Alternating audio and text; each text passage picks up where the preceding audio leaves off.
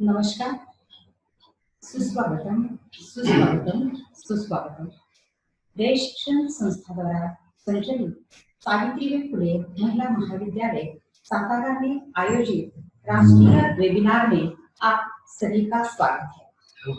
शुरुआत में हम रय शिक्षण संस्था के संस्थापक पद्म भूषण डॉक्टर कर्मवीर भोराव पाटिल जी के पवित्र स्मृति को अभिवादन करके वेबिनार की शुरुआत करते हैं। राष्ट्रीय वेबिनार का विषय है मशीनी अनुवाद का स्वरूप, आवश्यकता और संभावनाएं। इस वेबिनार में विशेषज्ञ के रूप में हमारे बीच उपस्थित है मान्यवर डॉक्टर उर्मिला पोरवाल, विद्यासागर हिंदी विभागाध्यक्ष, अनुवादक, शेषाद्रिपुरम महाविद्यालय बेंगलोर। आपका विषय है मशीनी अनुवाद का स्वरूप। हमारे दूसरे मान्यवर है डॉक्टर भूषण भावे, कोंकणी विभागाध्यक्ष, अनुवाद विशेषज्ञ, PASRSM कला और विज्ञान महाविद्यालय, हारमागुड़ी, गोवा। आपका विषय है अनुवाद की आवश्यकता और संभावनाएं। मैं दोनों विशेषज्ञों का हृदय से स्वागत करती हूँ। हमारे महाविद्यालय के प्रधानाचार्य तथा रय शिक्षण संस्था सातारा के ऑडिटर मान्यवर डॉक्टर शिवलिंग मेनकुदरे जी का भी मैं स्वागत करती हूँ। साथ ही वेबिनार के सभी प्रतिभागी अध्यापक, शोध छात्र, हिंदी साहित्य प्रेमी सभी का तहे दिल से स्वागत करती हूँ। अब वेबिनार के प्रास्ताविक स्वागत एवं परिचय के लिए निमंत्रित है डॉक्टर गजानन भोसले, हिंदी विभागाध्यक्ष, सावित्रीबाई फुले महिला महाविद्यालय सातारा। डॉक्टर गजानन भोसले जी।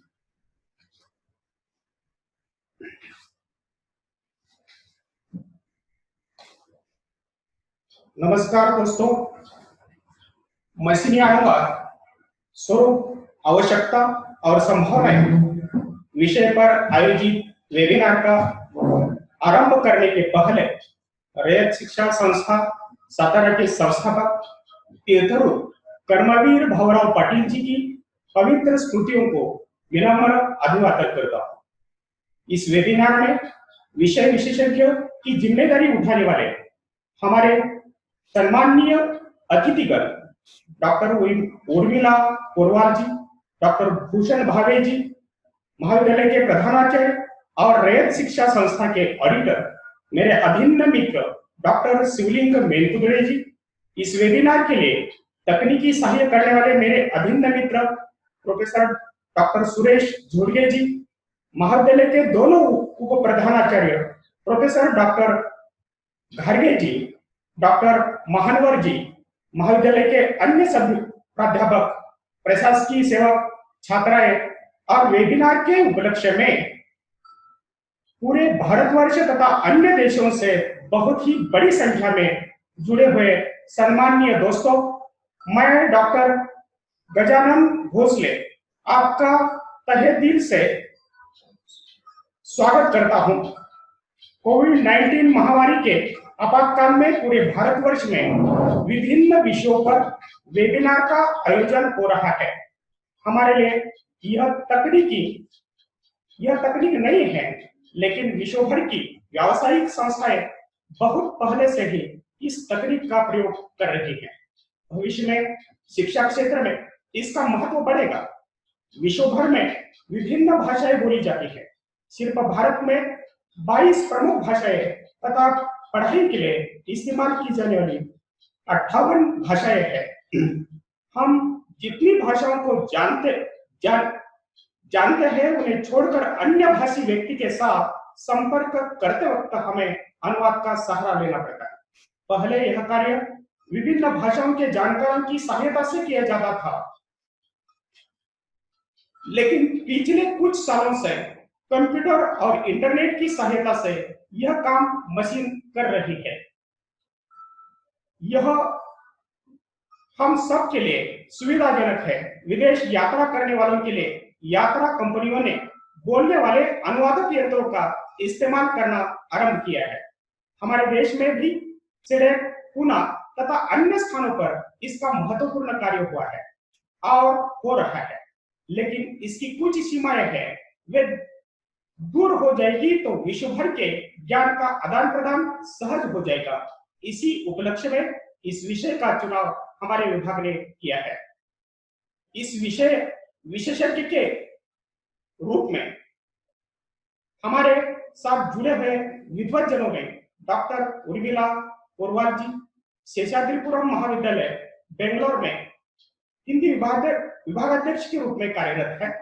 इसके अलावा आप हिंदी भाषा प्रशिक्षक पाश्चात्य संस्था रॉबर्टसन इंटरनेशनल लैंग्वेजेस लंदन की बेंगलोर शाखा, अंतरराष्ट्रीय शोध पत्रिका ग्रंथालय के संपादक मंडल की सदस्य है।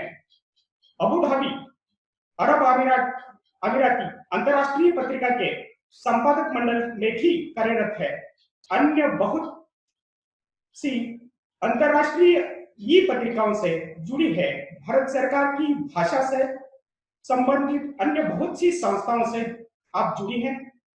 अनुवाद पुनरुत्थान विद्यापीठ गुजरात में भी कार्य करती है। आपकी 20 कविताएं तथा 38 लघु कथाएं प्रकाशित हुई है। समसामयिक तथा साहित्यिक विषयों पर 100 लेख अब तक आपने लिखे हैं। पुस्तक समीक्षा, फिल्म समीक्षा, यात्रा वर्णन के क्षेत्र में भी बहुमोल कार्य किया है। उनकी समीक्षा ग्रंथों का प्रकाशन किया है। अब तक भारत में 24 राष्ट्रीय तथा अंतरराष्ट्रीय संगोष्ठियों में विषय विशेषज्ञ के रूप में मार्गदर्शन किया है। आपका व्यक्तित्व हंसमुख, मिलनसार और संवेदनशील है। आपका मेरे हर शैक्षिक कार्य में सहृदय सहयोग रहता है। हमारे दूसरे विषय विशेषज्ञ है डॉक्टर भूषण भावे। आप गोवा के फार्मागुड़ी कोंडा के TES SRSN कॉलेज में कोंकणी भाषा के विभागाध्यक्ष के रूप में कार्यरत है। आप अनुवाद विशेषज्ञ के रूप में कार्य करते हैं। आपने 7 ग्रंथ लिखे हैं, 5 संपादकीय पुस्तकों का प्रकाशन किया है, 4 अनुदित पुस्तकें हैं, अंतरराष्ट्रीय पत्रिकाओं में शोधालेख प्रकाशित हो चुके हैं तथा आप आकाशवाणी पंथी से जुड़े हुए हैं। आपकी पुस्तकों को मणिपाल सरकार की ओर से अवार्ड भी मिल चुका है। इसके अलावा आप गोवा सरकार की भाषा संबंधी अनेक संस्थाओं से जुड़े हैं। आपसे मैं प्रत्यक्ष नहीं मिला हूं। डॉक्टर निर्मला जी के सहयोग से आपकी पहचान हुई है, लेकिन आपका व्यक्तित्व विनम्रता से और संस्कारों से भरा हुआ है। आप दोनों के प्रति मैं कृतज्ञता व्यक्त करता हूं। आप सबका पुनश्च शब्द पुष्पों से सहृदय स्वागत करते हुए मेरी वाणी को विराम देता हूं। जय हिंद, जय कर्मवीर, जय महाराष्ट्र।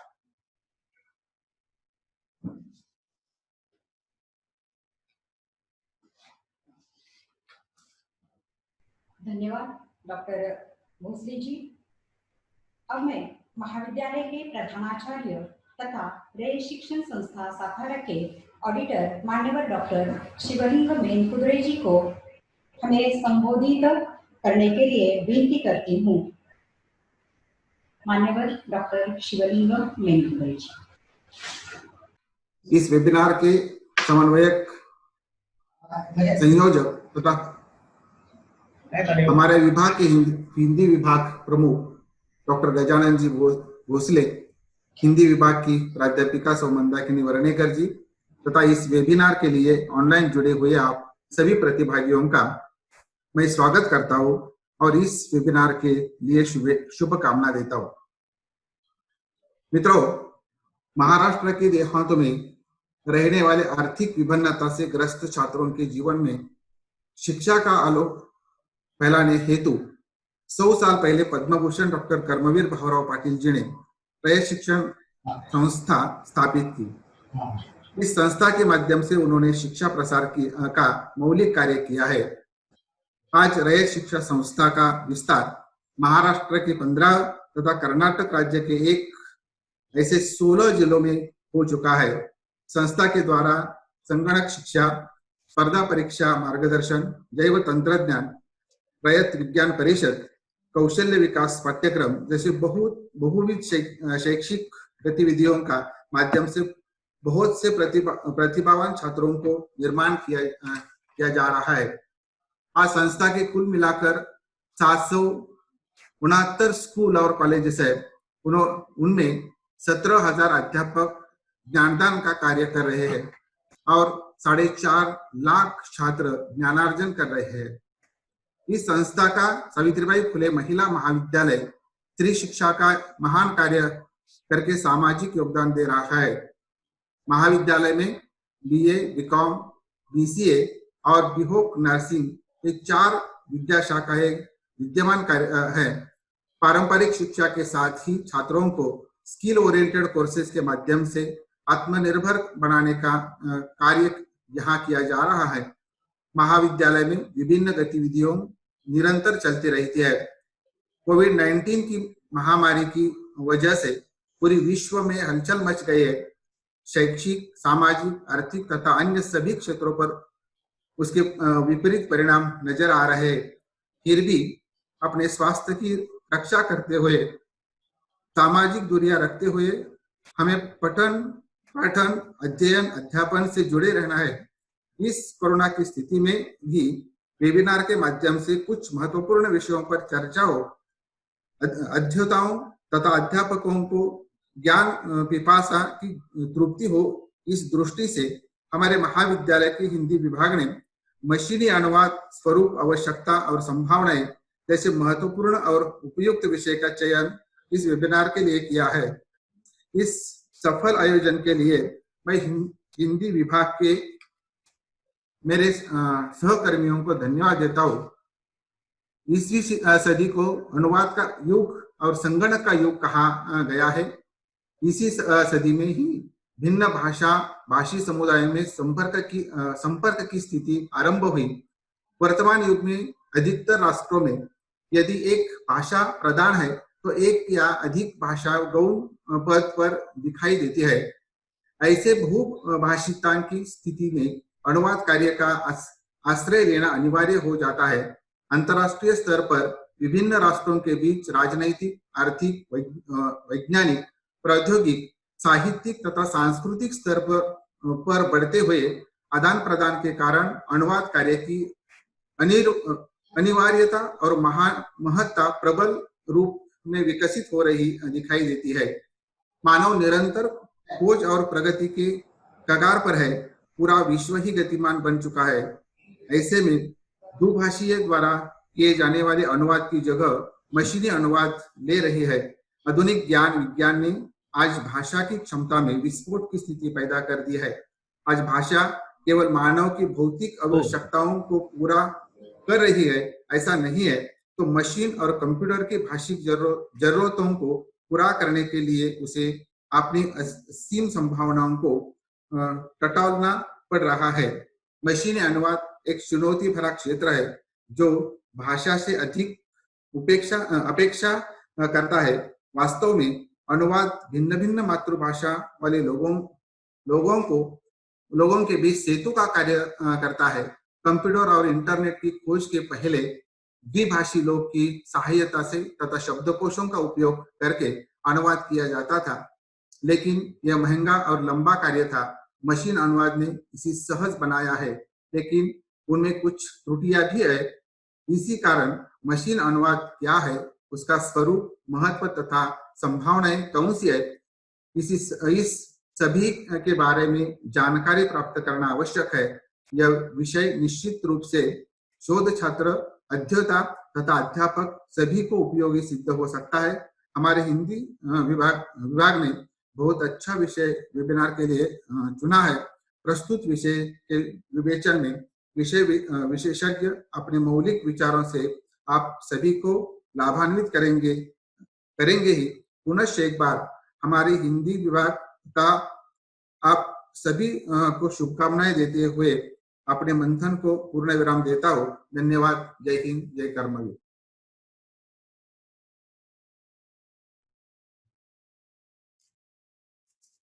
धन्यवाद सर। आपने रय शिक्षण संस्था के बारे में संक्षेप में जानकारी देकर चंद शब्दों में हमें मार्गदर्शन किया। पुनश्च धन्यवाद सर। अब मैं मान्यवर डॉक्टर उर्मिला पोरवाल जी को विनती करती हूँ कि आप मशीनी अनुवाद का स्वरूप विषय पर अपने विचार प्रस्तुत करें। मान्यवर डॉक्टर उर्मिला पोरवाल जी नमस्कार। क्या सभी तक मेरी आवाज पहुंच पा रही है?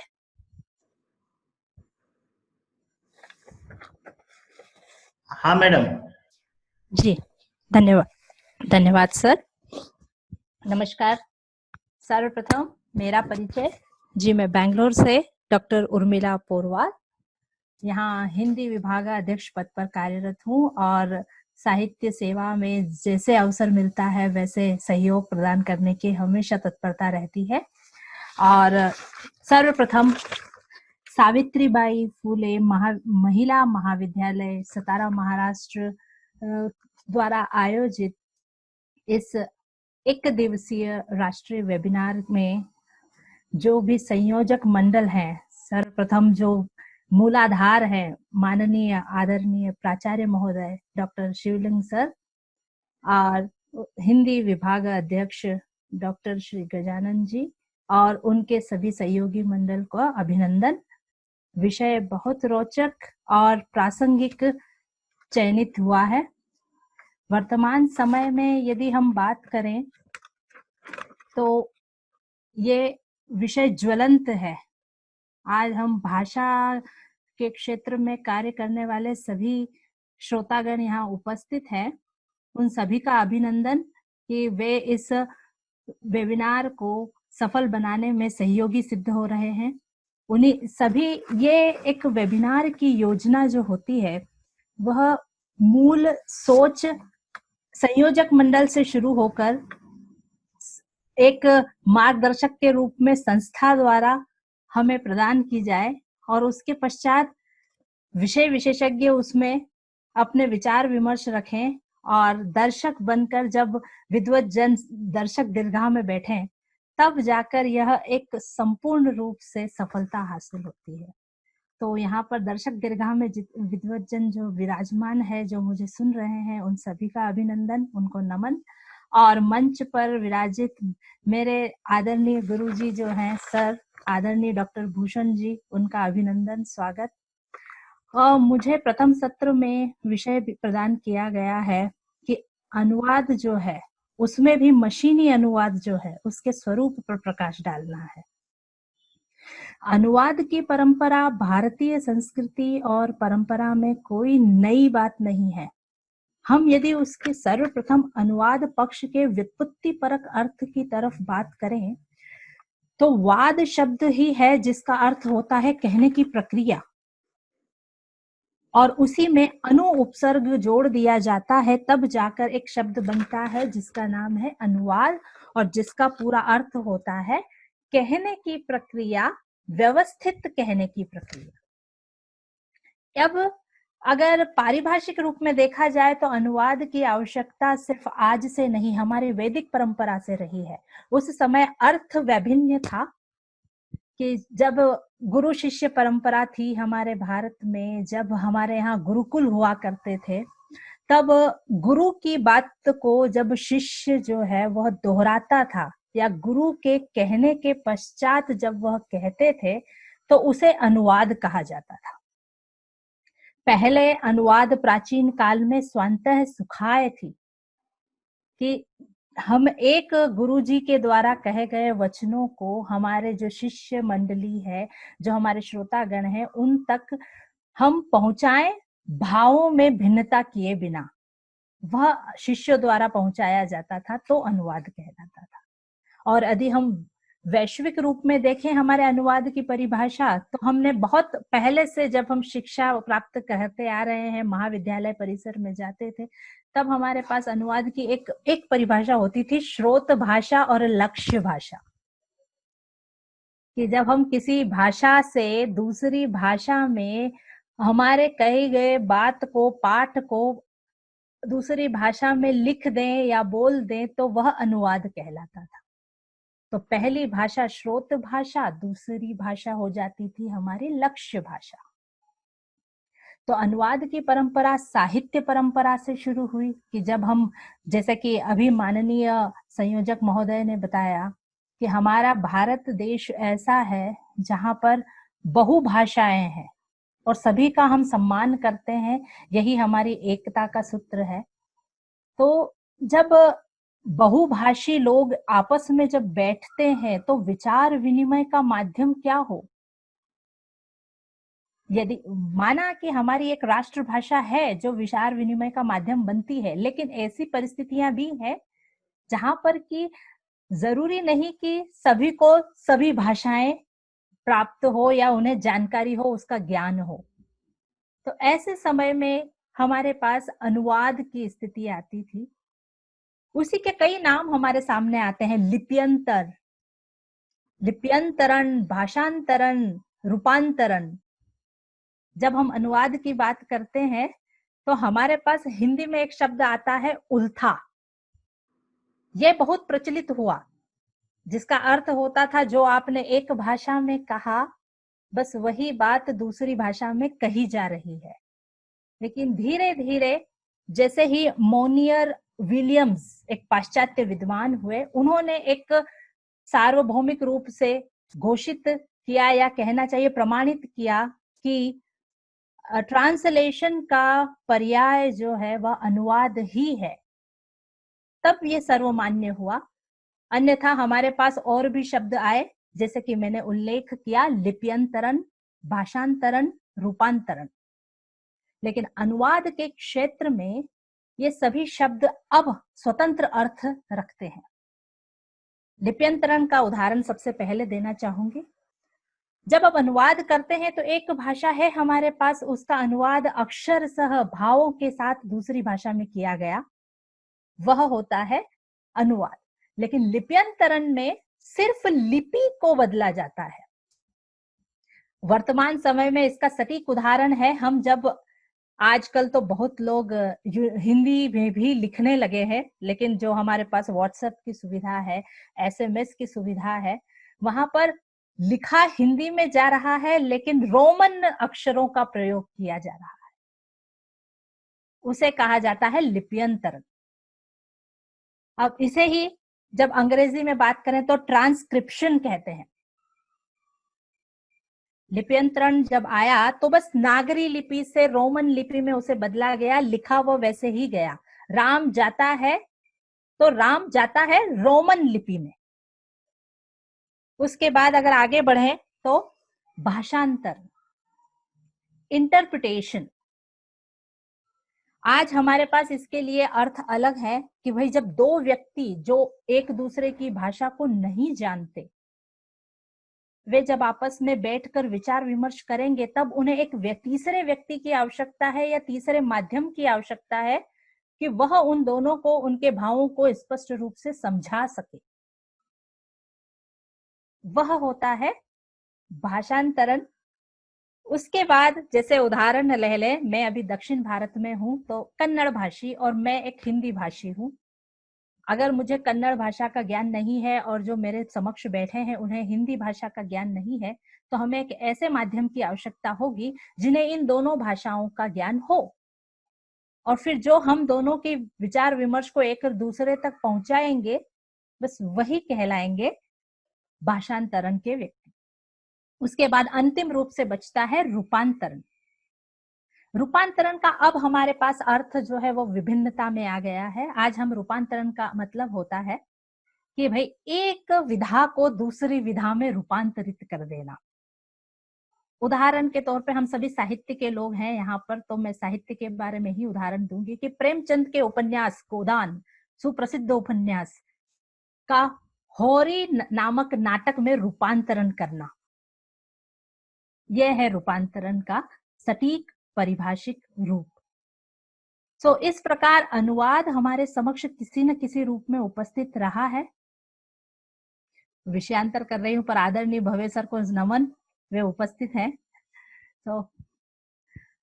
तो अनुवाद का जो पारंपरिक स्वरूप आपके समक्ष प्रस्तुत किया वह यही था कि हम प्रारंभिक रूप से यही जानते समझते आ रहे थे कि एक भाषा को दूसरी भाषा तक में अनुवाद कर देना, बदल देना और उसके भावों को, उसकी संस्कृति को नुकसान पहुंचाए बिना, हानि पहुंचाए बिना या उसमें उसमें परिवर्तन किए बिना। और उसी दौरान हमारे सामने 3 से 4 शब्दों का उच्चारण हुआ, लिप्यंतरण, रूपांतरण, भाषांतरण। लेकिन अब सभी का अपना स्वतंत्र अस्तित्व है और सभी की अपने अलग अलग पहचान है। अब जब आगे बात करें कि अनुवाद प्रक्रिया प्राचीन है हमारे लिए, जैसे कि प्राचार्य महोदय ने भी कहा कि अनुवाद एक सेतु का कार्य करता है, तो ये सेतु भी है, लेकिन ये सर्जनात्मक कार्य भी है। ये कोई सिर्फ शब्दों का खेल नहीं है कि एक व्यक्ति को 2 भाषाएं बोलना मालूम है और वो अनुवादक हो जाए, यह वैसा काम नहीं है। आपको दोनों की गहरी पेट होना चाहिए, यह अनुवाद की सबसे प्राथमिक आवश्यकता है। लेकिन अब जो आज का विषय है संगोष्ठी का, वह है मशीनी अनुवाद। अब यह अनुवाद का ही एक प्रकार है, क्योंकि अभी हम देखें वर्तमान परिस्थिति जो हमारी महामारी, वैश्विक महामारी का हम लोग सामना कर रहे हैं, और ईश्वर की कृपा से सभी सुरक्षित रहें, यही कामना है। उस वैश्विक महामारी ने हमें, अगर नकारात्मक पहलू देखा जाए तो बहुत है, लेकिन सकारात्मक पहलू नहीं है ऐसा नहीं है। मैंने एक आलेख लिखा इस बारे में कि इसकी सकारात्मकता क्या है। आज व्यक्ति को पारिवारिक मूल्य, सामाजिक मूल्य और बाहर बाजार और बाहर की भागदौड़ भरी जिंदगी के बिना भी जीवन जिया जा सकता है, उसका महत्व समझ में आया। यह वैश्विक महामारी का सबसे बड़ा लाभ है। और इसी वैश्विक महामारी ने हमें एक और कार्य से परिचित कराया। हम भाषा के लोग शायद तकनीकी क्षेत्र में पदार्पण नहीं करते, इतने जोर शोर से नहीं करते जितना कि महामारी के समय में हुआ। एक वेबिनार की जो हवा आई, ये परिस्थिति और आवश्यकता की मांग के साथ साथ हम लोगों की नवीन सोच और हमारे नवीनता को स्वीकार करने की जो समर्थता है, उसकी परिचायक है। आज महामारी हमारे साहित्य के प्रचार प्रसार को, हमारे साहित्यिक परिचर्चाओं को, हमारे एक दूसरे से भेंट करने की जो उत्कंठा है, उस विचार को नहीं रोक पाई। बल्कि मैं कहना चाहूंगी कि हम और ज्यादा सामीप्य में आए। हम एक संगोष्ठी अगर प्रत्यक्ष रूप से करते तो क्षेत्र या राज्य के स्तर पर करते, लेकिन जब हम लोगों ने मशीनी, ये कंप्यूटर, ये तकनीकी सहायता ली, तो हमने अधिकतर अंतरराष्ट्रीय स्तर तक अपने आप को पहुंचाया। तो मेरे अनुसार या मेरी सोच ये कहती है कि मशीनी अनुवाद भी आज का जो वैज्ञानिक युग है, तार्किक युग है, उसकी आवश्यकता है। जिस तरह विज्ञान के चमत्कार हमारे जीवन में महत्वपूर्ण है, उनमें वरदान भी है, अभिशाप भी है, तो कमियां मशीनी अनुवाद में है, लेकिन इसका फायदे, इसके लाभ भी बहुत हैं। अब बात करते हैं मशीनी अनुवाद अस्तित्व में कब आया। मशीनी अनुवाद का एक प्रकार है, इसकी प्रक्रिया थोड़ी सी अलग हो गई। अनुवाद में एक व्यक्ति जो 2 भाषाओं का ज्ञाता हो, न उन्हें सिर्फ बोलना जानता हो, उसके शब्दकोश से भी परिचित हो और उसे लिखना पढ़ना भी मालूम हो, ऐसा व्यक्ति अनुवादक हुआ करते हैं। लेकिन मशीनी अनुवाद ने यह सुविधा दी कि अगर आप एक भाषा के ज्ञाता हैं और दूसरी भाषा को बोलना जानते हैं या उसके थोड़े भावों से परिचित हैं, तो आप एक सहयोगी के रूप में इस मशीन के साथ जुड़िए और आप अनुवादक के रूप में अपना कार्य कर सकते हैं। अब अनुवाद, मशीनी अनुवाद कह लें, यांत्रिक अनुवाद कह लें, इसके भी कई नाम हमारे समक्ष आते हैं। अब इसके इतिहास पक्ष की बात की जाए सर्वप्रथम कि यह अस्तित्व में कब आया, तो पाश्चात्य जगत अगर देखा जाए तो वहां पर थोड़े बहुत रूप में एक दो समय 17वीं शताब्दी में देखने को मिला कि मशीनी रूप से वे अनुवाद करने का प्रयास कर रहे हैं। लेकिन अगर वैश्विक तौर पर देखा जाए तो मशीनी अनुवाद का इतिहास मात्र 50 वर्ष पुराना है। सार्वभौमिक रूप से अगर देखा जाए, सर्वप्रथम जो यह मशीनी अनुवाद यंत्र है, इसका प्रयास किया गया था 1956 में। वॉशिंगटन का एक विश्वविद्यालय हुआ जॉर्ज टाउन। 1956 में वॉशिंगटन का विश्वविद्यालय जॉर्ज टाउन, इनके द्वारा जो है सर्वप्रथम प्रयास किया गया। कार्य धीमी गति से चल रहा था। उसके बाद हमें कहीं इसके बारे में कोई प्रगति दिखाई नहीं देती, लेकिन उसके बाद फिर 1980 में आते आते पुनः ये कार्य प्रगति पर आता है, तेजी से शुरू होता है और उसके बाद फिर पीछे मुड़कर नहीं देखता। हमारे उसी 1980 से इन्होंने कार्य जो है प्रगति पर लिया और 1983 में भारत में मशीनी अनुवाद की शुरुआत हुई।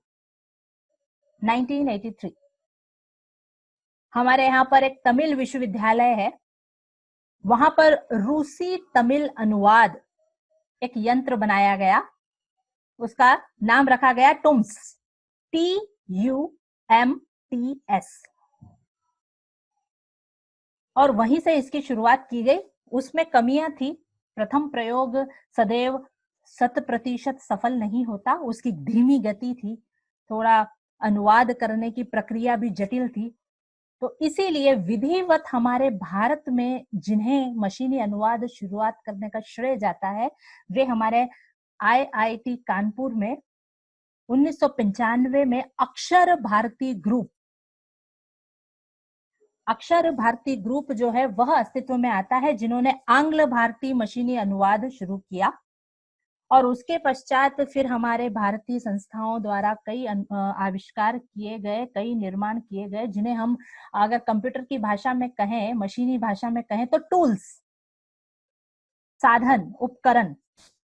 जैसे मंत्र आया 1997 में, फिर शिव, शक्ति, और सबसे महत्वपूर्ण अभी जो सुनने में आता है या उपयोग किया जा रहा है वह है अनुसारका। अनुसारका में कई भारतीय भाषाओं का अनुवाद उपलब्ध है। अब इसी तरह से विदेशी टूल्स, पाश्चात्य टूल्स हमारे पास हैं ही, लेकिन हमारे भारतीय संसाधन और उपकरण भी हम उपयोग कर रहे हैं, विधिवत उपयोग कर रहे हैं। थोड़ी अगर उनमें कोई संशोधन, परिवर्धन की आवश्यकता है तो अब वह सुविधा भी हमारे समक्ष प्रस्तुत है और हम उस पर भी निरंतर कार्य कर रहे हैं। हाँ, अब भारत सरकार ने अब नया एक योजना बनाई है जिसमें वे भारतीय भाषाओं के लिए, मतलब भारतीय भाषाओं में ही अनुवाद, Indian language to Indian language machine. हम जैसे कि हमारे भारत में बहुभाषी देश है, कई भाषाएं हैं, तो हमें एक दूसरे से परिचित होने की भी आवश्यकता है। इसीलिए अब ये नई योजना पर कार्य चल रहा है और उम्मीद है यह भी शीघ्र हम सबके उपयोग में आएगी। और उसके पश्चात जब इतिहास पक्ष देख लिया जाए तो बात की जाती है कि भाई मशीनी अनुवाद कार्य कैसे करता है। तो कार्य करने का तरीका वही है, स्रोत भाषा है, मूल भाषा, और लक्ष्य भाषा भी है। सिर्फ हम एक मनुष्य जो है, मानव जो है, अब सिर्फ एक सहयोगी के रूप में कार्य करता है। जब वह एक इनपुट और आउटपुट टूल है, हम सभी आजकल गूगल ट्रांसलेशन का उपयोग करते हैं, इसलिए एक प्रैक्टिकल या उदाहरण स्वरूप बताने के लिए वह सबसे सटीक है कि सभी उससे परिचित हैं। आज गूगल में 9 भारतीय भाषाओं को सम्मिलित किया गया है, हम 9 भाषाओं में उसमें अनुवाद कर सकते हैं। सो मशीनी अनुवाद का सटीक अभी सबसे ज्यादा उपयोग किया जाने वाला माध्यम, साधन, उपकरण गूगल ट्रांसलेट है। सो गूगल ट्रांसलेट का उपयोग जब हम करें तो हम देखते हैं कि 2 जो है हमारे पास स्थान होते हैं। एक जो होती है स्रोत भाषा के लिए, एक होता है हमारी जो है लक्ष्य भाषा के लिए। आपको सिर्फ अपना जो भी मूल पाठ है वह स्रोत भाषा के जो भी स्थान है उसमें रखना है। आप फाइल अपलोड कर सकते हैं, वहां पर PDF अपलोड कर सकते हैं। अब हमारे पास गूगल लेंस भी है, जहां पर कि हम सिर्फ वर्ड फाइल को ही अनुवादित नहीं कर सकते, PDF को भी हम पहले वर्ड में करने के बाद अनुवादित कर सकते हैं। तो जैसे जैसे यह वैज्ञानिक युग आ रहा है, उत्तर आधुनिक युग आ रहा है, हम तार्किक होने के साथ साथ, हम आधुनिक होने के साथ साथ हम तकनीकी होते जा रहे हैं। सो ये तकनीकी माध्यम जो है कहीं ना कहीं हमारे समय की बचत करता है, कहीं ना कहीं यह हमें नई चीजों से परिचित होने में मदद करता है। तो मशीनी अनुवाद के सकारात्मक पक्ष ज्यादा देखने के बाद भी यदि देखा जाए, जैसा कि हमारे संयोजक महोदय ने कहा था, इसकी सीमाएं भी है। तो सीमाएं सिर्फ वहां आ जाती है जहां पर कि आप बात करते हैं इसके अनुवाद की, क्योंकि इसका अनुवाद जो है वह 4 भागों में है। मशीनी अनुवाद एक शब्दकोश पर आधारित अनुवाद होता है, क्योंकि इनकी एक जो मेमोरी होती है, जो इनकी स्मृति होती है, वह स्मृति हमारे द्वारा प्रयोग करने पर ही अभिवृद्धि प्राप्त करती है। हम उसमें अनुवाद करते जाएंगे तभी उसमें कंप्यूटर की जो है, मशीन की जो है स्मृति में शब्द बढ़ते जाएंगे, या उनके पास जो पहले से शब्द हैं वह उसमें उसे जोड़ते जाएंगे, और इस तरह अनुवाद की प्रक्रिया आगे बढ़ी। अगर आप जो उनके पास शब्द नहीं है वह शब्द का अनुवाद उनसे पूछेंगे तो जरूर आपको एक कटु अनुभव प्राप्त होगा। मुझे एक पुराने महाविद्यालय में, जब मध्य प्रदेश में कार्यरत थी, वहां की एक छोटा सा प्रसंग है, वो इसी से मशीनी अनुवाद से जुड़ा है, इसीलिए मैं यहाँ उल्लेख कर रही हूँ कि परीक्षा का समय था, जो आंतरिक परीक्षाएं होती हैं। तो परीक्षा के समय प्रश्न पत्र तैयार किया गया। अब चूंकि हम मध्य प्रदेश में है तो वहाँ प्रश्न अंग्रेजी में है, तो नीचे हमारी हिंदी भाषा में भी वह प्रश्न होगा ही। 2 भाषा में द्विभाषी प्रश्न पत्र तैयार होता था। तो जब बीसीए डिपार्टमेंट यानी कंप्यूटर विभाग की बारी आई, तो उन्होंने जब प्रश्न पत्र तैयार किया, तो प्रश्न पत्र तैयार करने में उन्होंने एक प्रश्न दिया था 2 नंबर में, बूटिंग क्या है, व्हाट इज बूटिंग।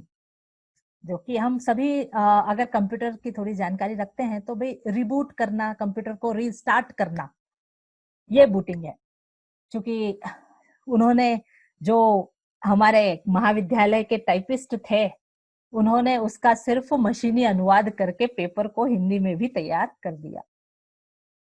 अब चूंकि हमारे पास प्रूफ रीडिंग या कहना चाहिए संशोधन के लिए नहीं आया था, तो हम एक बार देख लेते, या कहना चाहिए किसी शिक्षक के पास जाता तो वह एक उसी समय उससे सुधार कर लेते।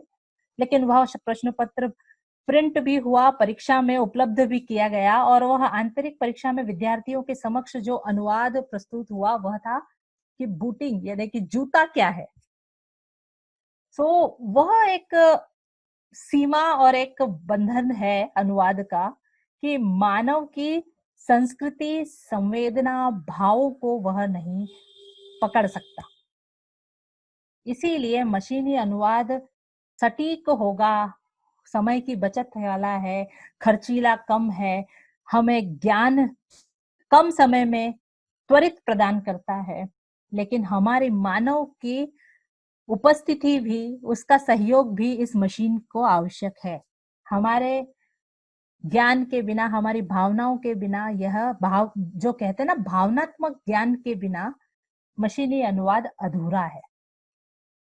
तो यह एक प्रसंग है जिसने ये मुझे हमेशा समझाया कि अनुवाद तकनीकी किया जाए, लेकिन उसे फिर मानविक रूप से भी एक बार परिवर्धित किया जाए।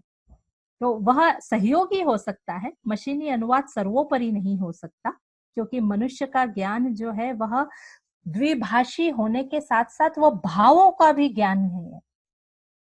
यदि आप देखें, एक छोटा सा उदाहरण है, ओल्ड।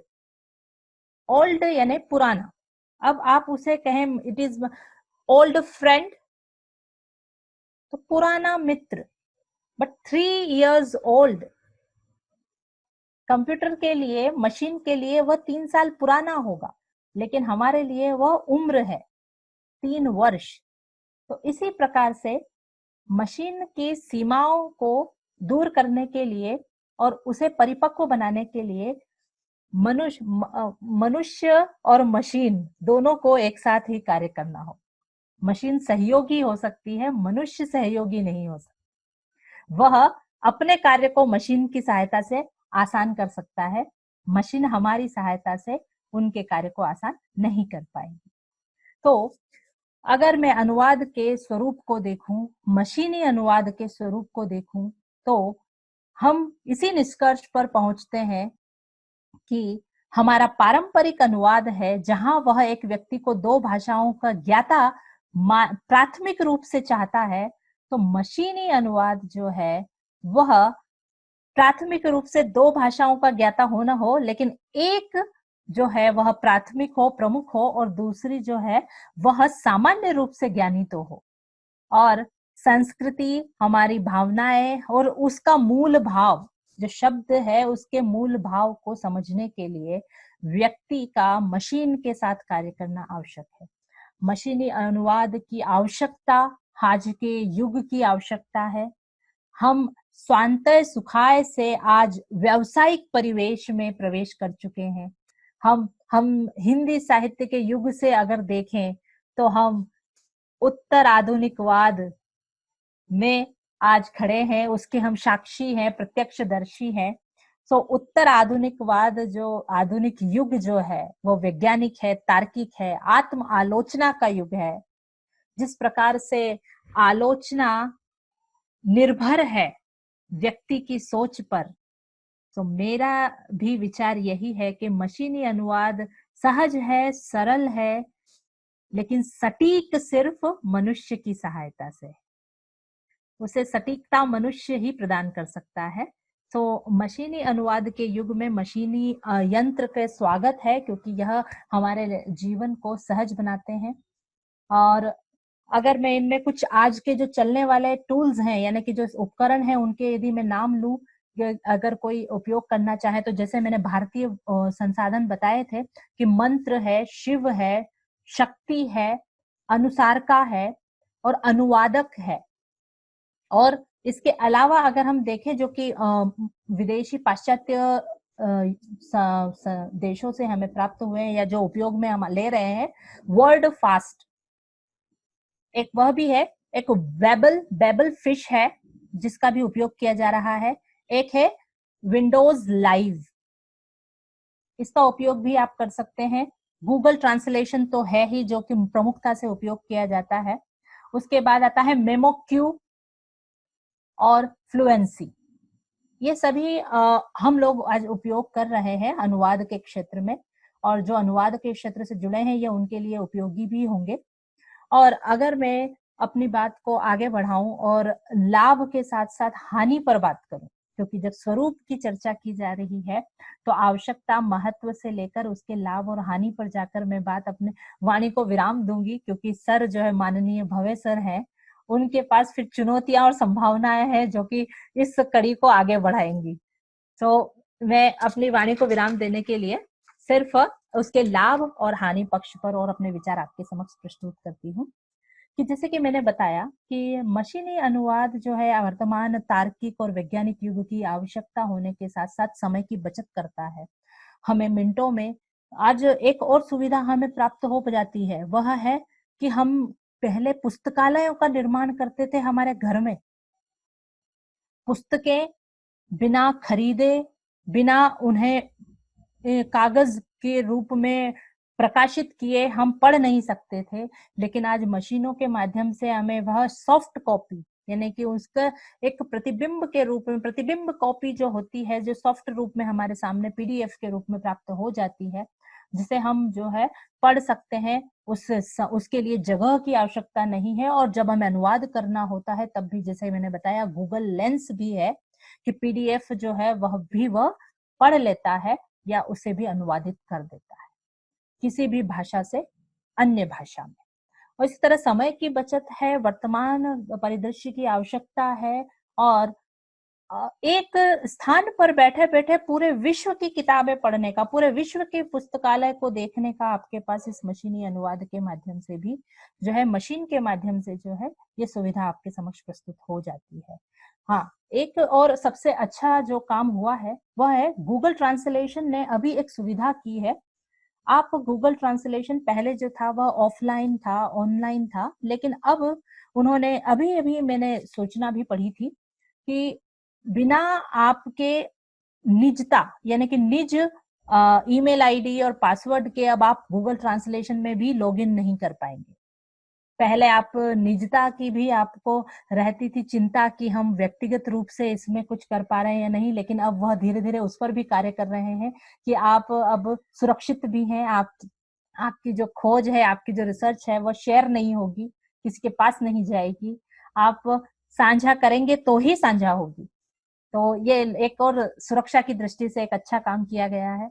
और तीसरी चीज जो मुझे लाभ की लगी है वह यही है कि अब भाषा सीखना अनिवार्य नहीं रहा। आप किसी भी देश में जाएं, आज जैसे कि अभी अभी हमारे संचालक महोदय ने कहा कि हम किसी भी देश में जाते हैं, अब मशीनों के माध्यम से, अब जो भाषांतरण करने के लिए हमें पास मशीन है। हम अगर चीन देश की यात्रा कर रहे हैं या हम ऐसे देश की यात्रा कर रहे हैं जहाँ की भाषा हमें मालूम नहीं है, जापान भी हो सकता है, तो वहां के अब एक मशीन है जिसमें हम बोलेंगे और उन्हें उनकी भाषा में हमारे जो बात है, वाक्य है, वह सुनाई देगा। फिर वो जो बोल रहे हैं वह हम तक हमारी भाषा में पहुंचेगा। तो ये जो भाषांतरण का जो माध्यम था, अब वह भी मशीनी हो गया है।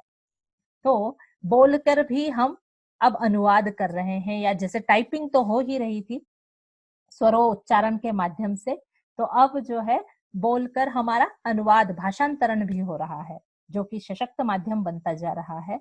और सीधा संवाद हम कर पा रहे हैं। अब हमें किसी दुभाषीय की जरूरत नहीं होती। अधिकतर जो थोड़ी बहुत भी जानकारी रखते हैं भाषाओं की, उनके लिए यह सबसे अच्छा माध्यम है कि हम सीधा संवाद कर पाते हैं। अगर दुभाषिया न मिले तो शायद हम दूसरे देश की यात्रा करने में डरते भी इसीलिए थे। आज सब कुछ अपनत्व के साथ जाते हैं और यात्रा करते हैं, उसका एक कारण यह भी है। और उसके बाद अगर सबसे महत्वपूर्ण जो है, जिस तरह से कहा जाए, ये अफसोस ही है कि जिस तरह से आलोचना जो है दूसरा कर्म माना जाता है, क्योंकि मौलिक रचना नहीं है। चाहे आलोचना करने के लिए, आलोचक बनने के लिए आप में कई गुण होने चाहिए, विषय विशेषज्ञ होने चाहिए, उसी तरीके से अनुवाद की भी स्थिति कुछ इसी प्रकार से है। अनुवाद को वह सम्मान प्राप्त नहीं हो पाया जो कि होना चाहिए, क्योंकि कहा जाता है यह कोई मौलिक रचना का कार्य नहीं है। यह मौलिकता का अभाव होने के कारण जो है अनुवाद को हमेशा द्वितीय कर्म, दूसरा कर्म मानकर उसका सम्मान किया जाता है। लेकिन मेरा मानना है कि अनुवाद जो है वह सबको जोड़ता है। आज एक भाषा के ज्ञान और साहित्य को दूसरी भाषा के लोग पढ़ पा रहे हैं, जानकारी उनको उपलब्ध हो रही है, उसका माध्यम अनुवाद ही है, उसका आधारभूत मूलभूत कारण अनुवाद ही है। तो अनुवाद को धीरे धीरे अब जो है वह स्थान प्राप्त होना शुरू हुआ है जो होना चाहिए, क्योंकि अब अनुवाद के क्षेत्र में क्रांतिकारी परिवर्तन हुए हैं। अब प्रत्येक भाषा को संरक्षित करने के लिए और उसके शब्दकोश का निर्माण किया जा रहा है या उनका अनुवाद किया जा रहा है। उनमें साहित्य को जो है दूसरी भाषाओं में उपलब्ध कराया जा रहा है। संरक्षण की जो प्रवृत्ति आज तीव्र गति से कार्य कर रही है, उसमें अनुवाद कहीं ना कहीं महत्वपूर्ण भूमिका निभा रहा है। अगर हानि देखी जाए तो यही है कि बस भावों का अभाव है मशीनी अनुवाद में। तो अगर मनुष्य सहयोगी के साथ साथ मार्गदर्शक बनकर इस मशीनी अनुवाद में जुड़ जाए तो यह अभाव दूर किया जा सकता है। इस हानि का जो है हम भरपाई कर सकते हैं। दूसरा, हमारी भाषाओं में व्याकरणों का जो है विभिन्नता होती है। एक व्याकरण विभिन्नता है या विजातीयता होती है। हमारे पास जो व्याकरण से जुड़ी हुई जो परिवर्तनकारी प्रक्रिया है, जो परिवर्तन है, वाक्य परिवर्तन जिसके कारण संभव होता है, उसी से अर्थ परिवर्तन भी संभव हो जाता है। तो ये छोटी छोटी, इसीलिए छोटी छोटी क्योंकि इसका महत्व बहुत है और यह हम धीरे धीरे हम इसका भी उपाय खोज लेंगे, क्योंकि जिस तरह से हानियां कम लाभ ज्यादा है, तो इतनी हानियों का तो हम निराकरण कर ही सकते हैं। तो इसी आशा के साथ कि मशीनी अनुवाद हमारे भविष्य में सभी के एकता का सूत्र स्थापित करने वाला है और यह मशीनी अनुवाद वर्तमान की नहीं भविष्य की भी एक महत्वपूर्ण जो है आवश्यकता है। यही हमारे संस्कृति को, हमारी पहचान को एक दूसरे को जोड़कर रखने का माध्यम बन रहा है। इसीलिए मशीनी अनुवाद के लिए मैं सकारात्मक रूप से आशान्वित हूँ और इसी के साथ मैं अपने वाणी को विराम देती हूँ।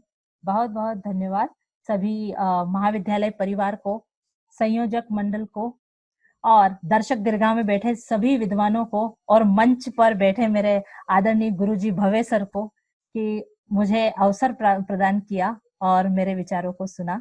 बहुत बहुत धन्यवाद।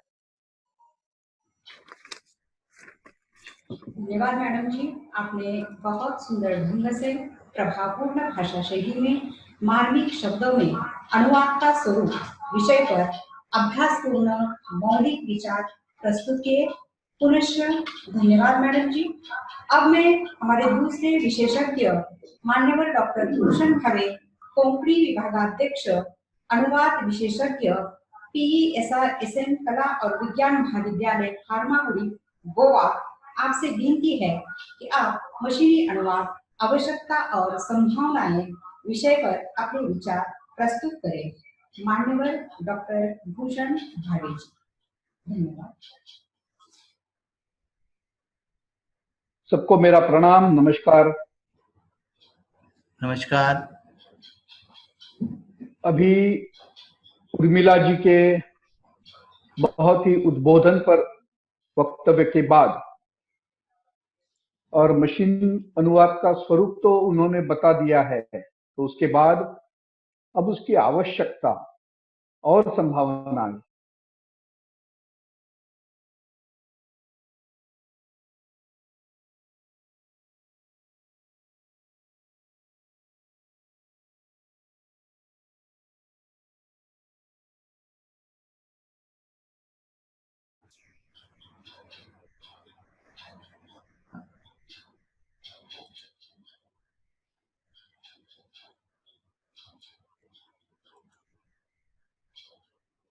नमस्कार मित्रों, आज 1 अगस्त है।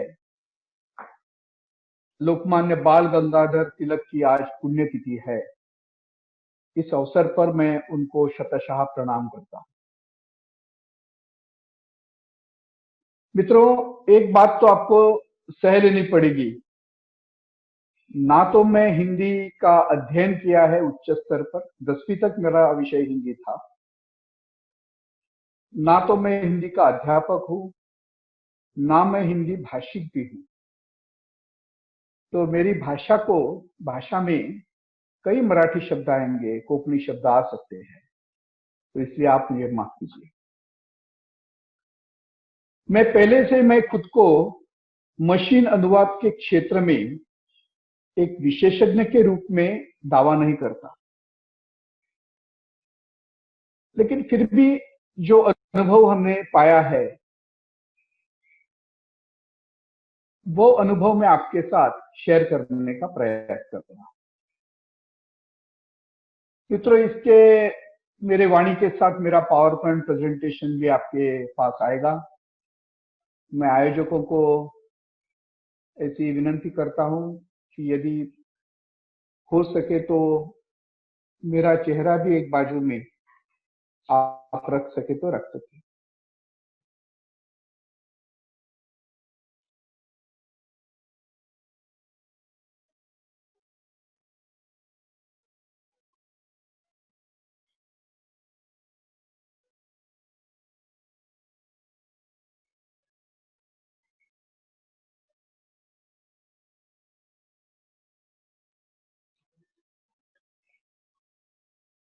तो मैंने जैसे बता दिया कि मैं खुद को मशीन अनुवाद के क्षेत्र में एक विशेषज्ञ के रूप में मैं कभी दावा नहीं करता। मैं 1996 से अनुवाद की गतिविधि से सक्रिय रूप से जुड़ा हुआ हूं। मैंने आज तक अंग्रेजी से कोंकणी, हिंदी से कोंकणी, अंग्रेजी और हिंदी से मराठी, मराठी से कोंकणी और कोंकणी और मराठी से अंग्रेजी और हिंदी, ऐसे कुछ अनुवाद आज तक अनुवाद की परियोजनाएं पूरी की।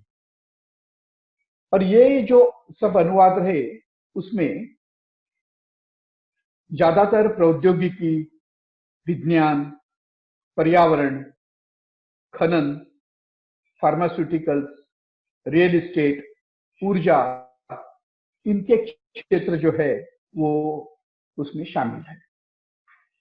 तो इसी अनुभव के आधार पर मैं मेरे कुछ विचार मशीनी अनुवाद की आवश्यकता और संभावनाएं इस विषय में आपके सामने प्रस्तुत करूंगा।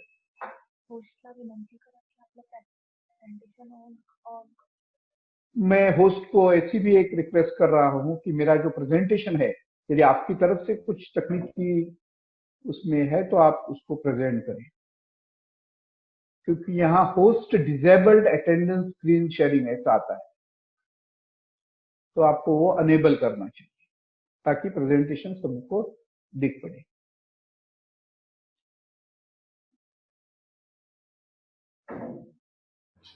सर मोबाइल जरा सीधा कीजिए सर।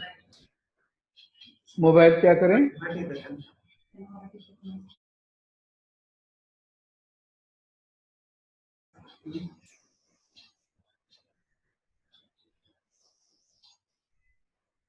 सर मोबाइल आपका सीधा कीजिए सर। सीधा करना है क्या? ठीक, हाँ ओके ओके ठीक है ठीक हो गया। हाँ ठीक हो गया। या अभी मेरा प्रेजेंटेशन क्या दिख सकेगा? अभी वो होस्ट डिसेबल्ड है, इसलिए आपको चालू करना है वहां से।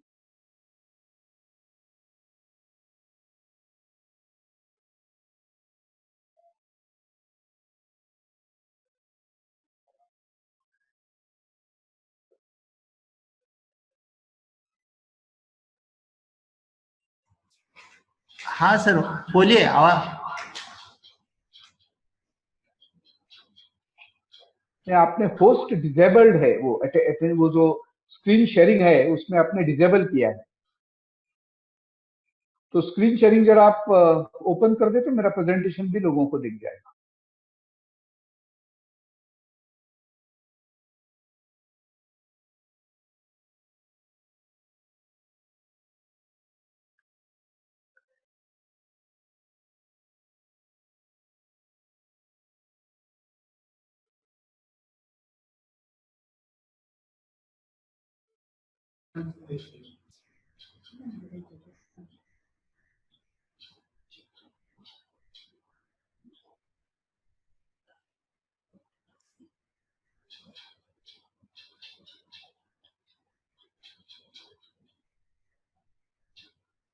त्यांचं काय तर चाललंय म्हणजे मला सर समझते का?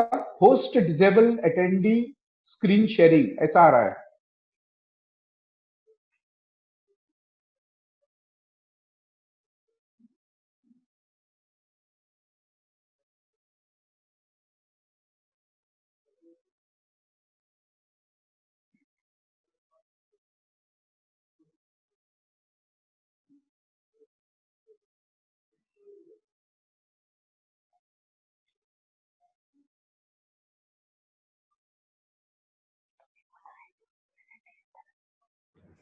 सर आप बोलते रहिए आवाज आती है आपकी।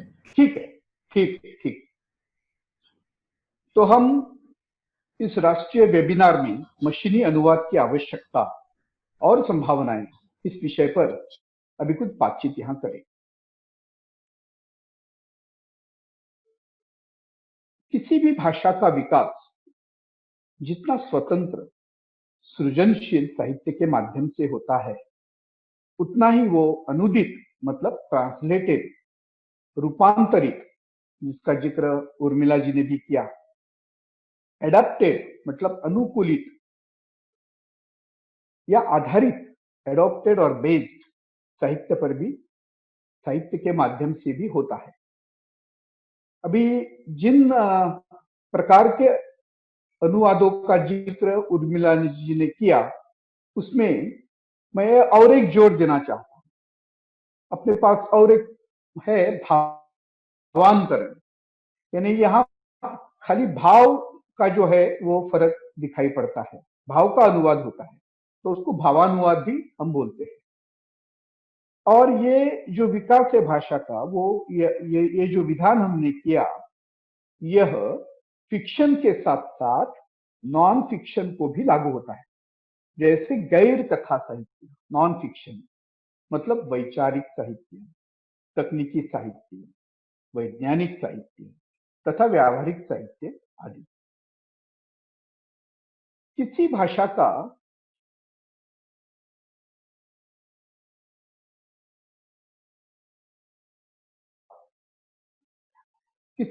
का मूल साहित्य या मौलिक साहित्य केवल उस भाषा को बोलने वाले लोगों को अनुभवों को दर्शाता है तथा वह साहित्य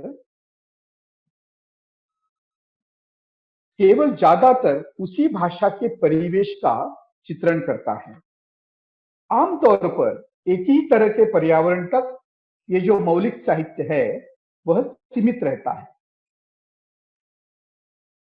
अभी हम देख रहे हैं कि अनुवाद क्या है, जिसका जिक्र उर्मिला जी ने भी किया अपने वक्तव्य में। हम देखें अनुवाद क्या है। अनुवाद कोई एक बात नहीं है दोस्तों, अनुवाद में बहुत बातों का समावेश है। अनुवाद मतलब डिकोडिंग है, असांकेतिकरण ऐसा हम उसको बोल सकते हैं। अनुवाद मतलब ग्लॉस है, जिसको शब्द का माध्यम हम बोल सकते हैं। अनुवाद एक इंटरप्रिटेशन भी है, मतलब उसकी व्याख्या करना, उसके बारे में कुछ कहना, ये भी अनुवाद है। अनुवाद एक पैराफ्रेजिंग भी है, मतलब अनुवाद एक संक्षिप्त व्याख्या भी है। इस तरह अनुवाद में बहुत बातों का समावेश होता है। हम ऐसे जिसका अभी उर्मिला जी ने जिक्र किया, ट्रांसलिटरेशन, प्रतिलिपि, रेंडरिंग ऐसा हम बोलेंगे उसको। फिर संस्करण मतलब वर्जन, जिसको इंग्लिश में वर्जन बोलते हैं, उसको भी अनुवाद के अंदर अंतर्भूत किया जा सकता है। मित्रों, अनुवाद ये कोई अकेली ऐसी पढ़ने की ब्रांच है नहीं, वो इंटरडिसिप्लिनरी है, मतलब अंतर विद्याशाखीय है।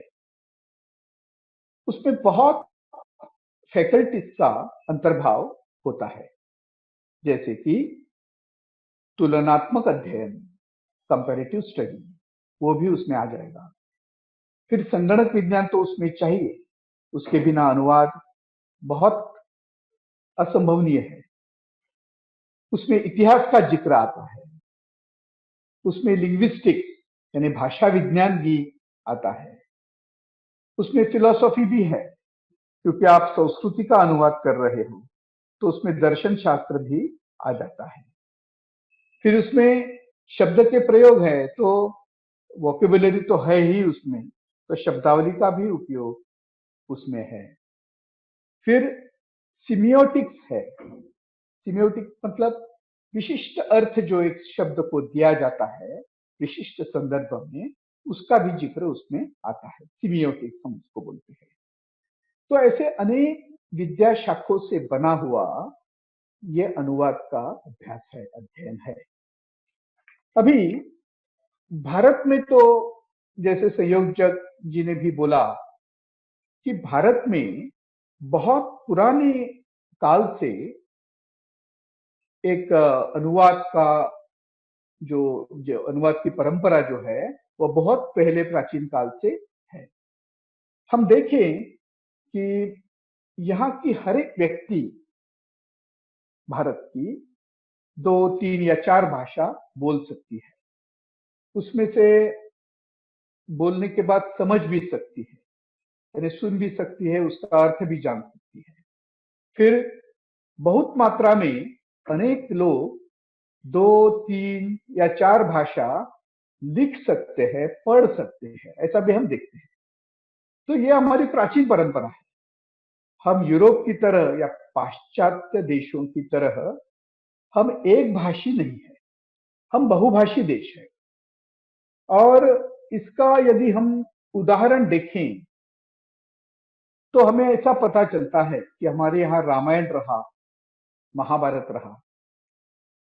हम भारत के कोने कोने में जाए, हम नॉर्थ ईस्ट में जाएं, हम दक्षिण में तमिलनाडु में आए, हम गुजरात में जाएं, जहां कभी हम जाएंगे, चारों दिशाओं में घूमेंगे, हमें रामायण और महाभारत की स्थानिक भाषाओं में लिखी हुई आवृत्ति वहां दिखाई पड़ेगी।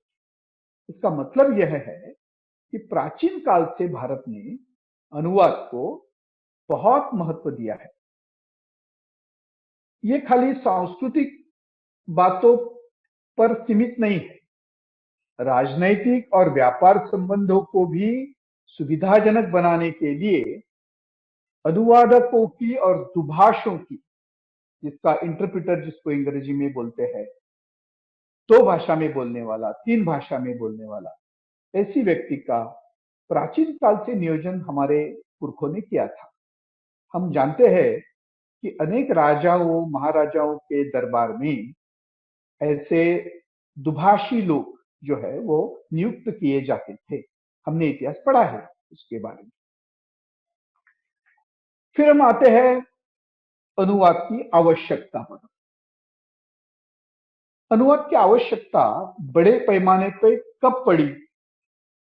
जब कृषि समाज उद्योग, व्यापार और वाणिज्य की बहुमुखी अर्थव्यवस्था में बदल गए। पहले तो हम कृषि पर आधारित थे, हमारी पूरी अर्थव्यवस्था, लेकिन बाद में उसमें उद्योग आया, व्यापार आया, वाणिज्य आया, और ये सब आने से उसकी व्याप्ति बढ़ गई, उसका स्कोप बढ़ गया। इससे हो गया ऐसे कि बहुत बड़े पैमाने पर लोगों का विस्थापन हुआ, लोग स्थलांतरित, और ज्यादा से ज्यादा लोग वहां रहने लगे जहां भाषा की कोई बाधाएं नहीं है, जहां आप एक भाषा में काम कर सकते हैं, 1-2 भाषा का ज्ञान आपको होने से आप वहां अपना काम कर सकते हैं। ऐसी शहरों में रहने वाले लोगों की संख्या बढ़ गई और उससे अनुवाद की आवश्यकता निर्माण हुई। तो ये माइग्रेशन, स्थलांतरण बड़ी मात्रा में जो हुआ, देश के अंतर्गत हुआ, देश के बाहर भी हुआ, देशों के बीच भी हुआ, अंतरराष्ट्रीय स्तर पर, और इसके कारण अनुवाद जो है उसको एक व्यवसाय के रूप में हम उसको चलाने लगे। मित्रों, आज भी अपना समाज, चाहे वो लिटरेट हो, साक्षर हो या असाक्षर हो, वो तो 3 या 4 भाषा सहज तौर पे बोल लेता है। और इसलिए किसी भी शहर में आप जाइए, आप सिनेमा घर में जाइए, आप न्यूज़पेपर के स्टॉल पे जाइए, साइन बोर्ड आप देखिए जो रास्ते पे होते हैं, माइलस्टोन्स देखिए, आप कार्यालय में जाइए, उनके नाम फलक आप देख लीजिए, बसें में और ट्रेन में जो सूचनाएं लगती है, जो स्क्रोल आता है, वो आप देखिए।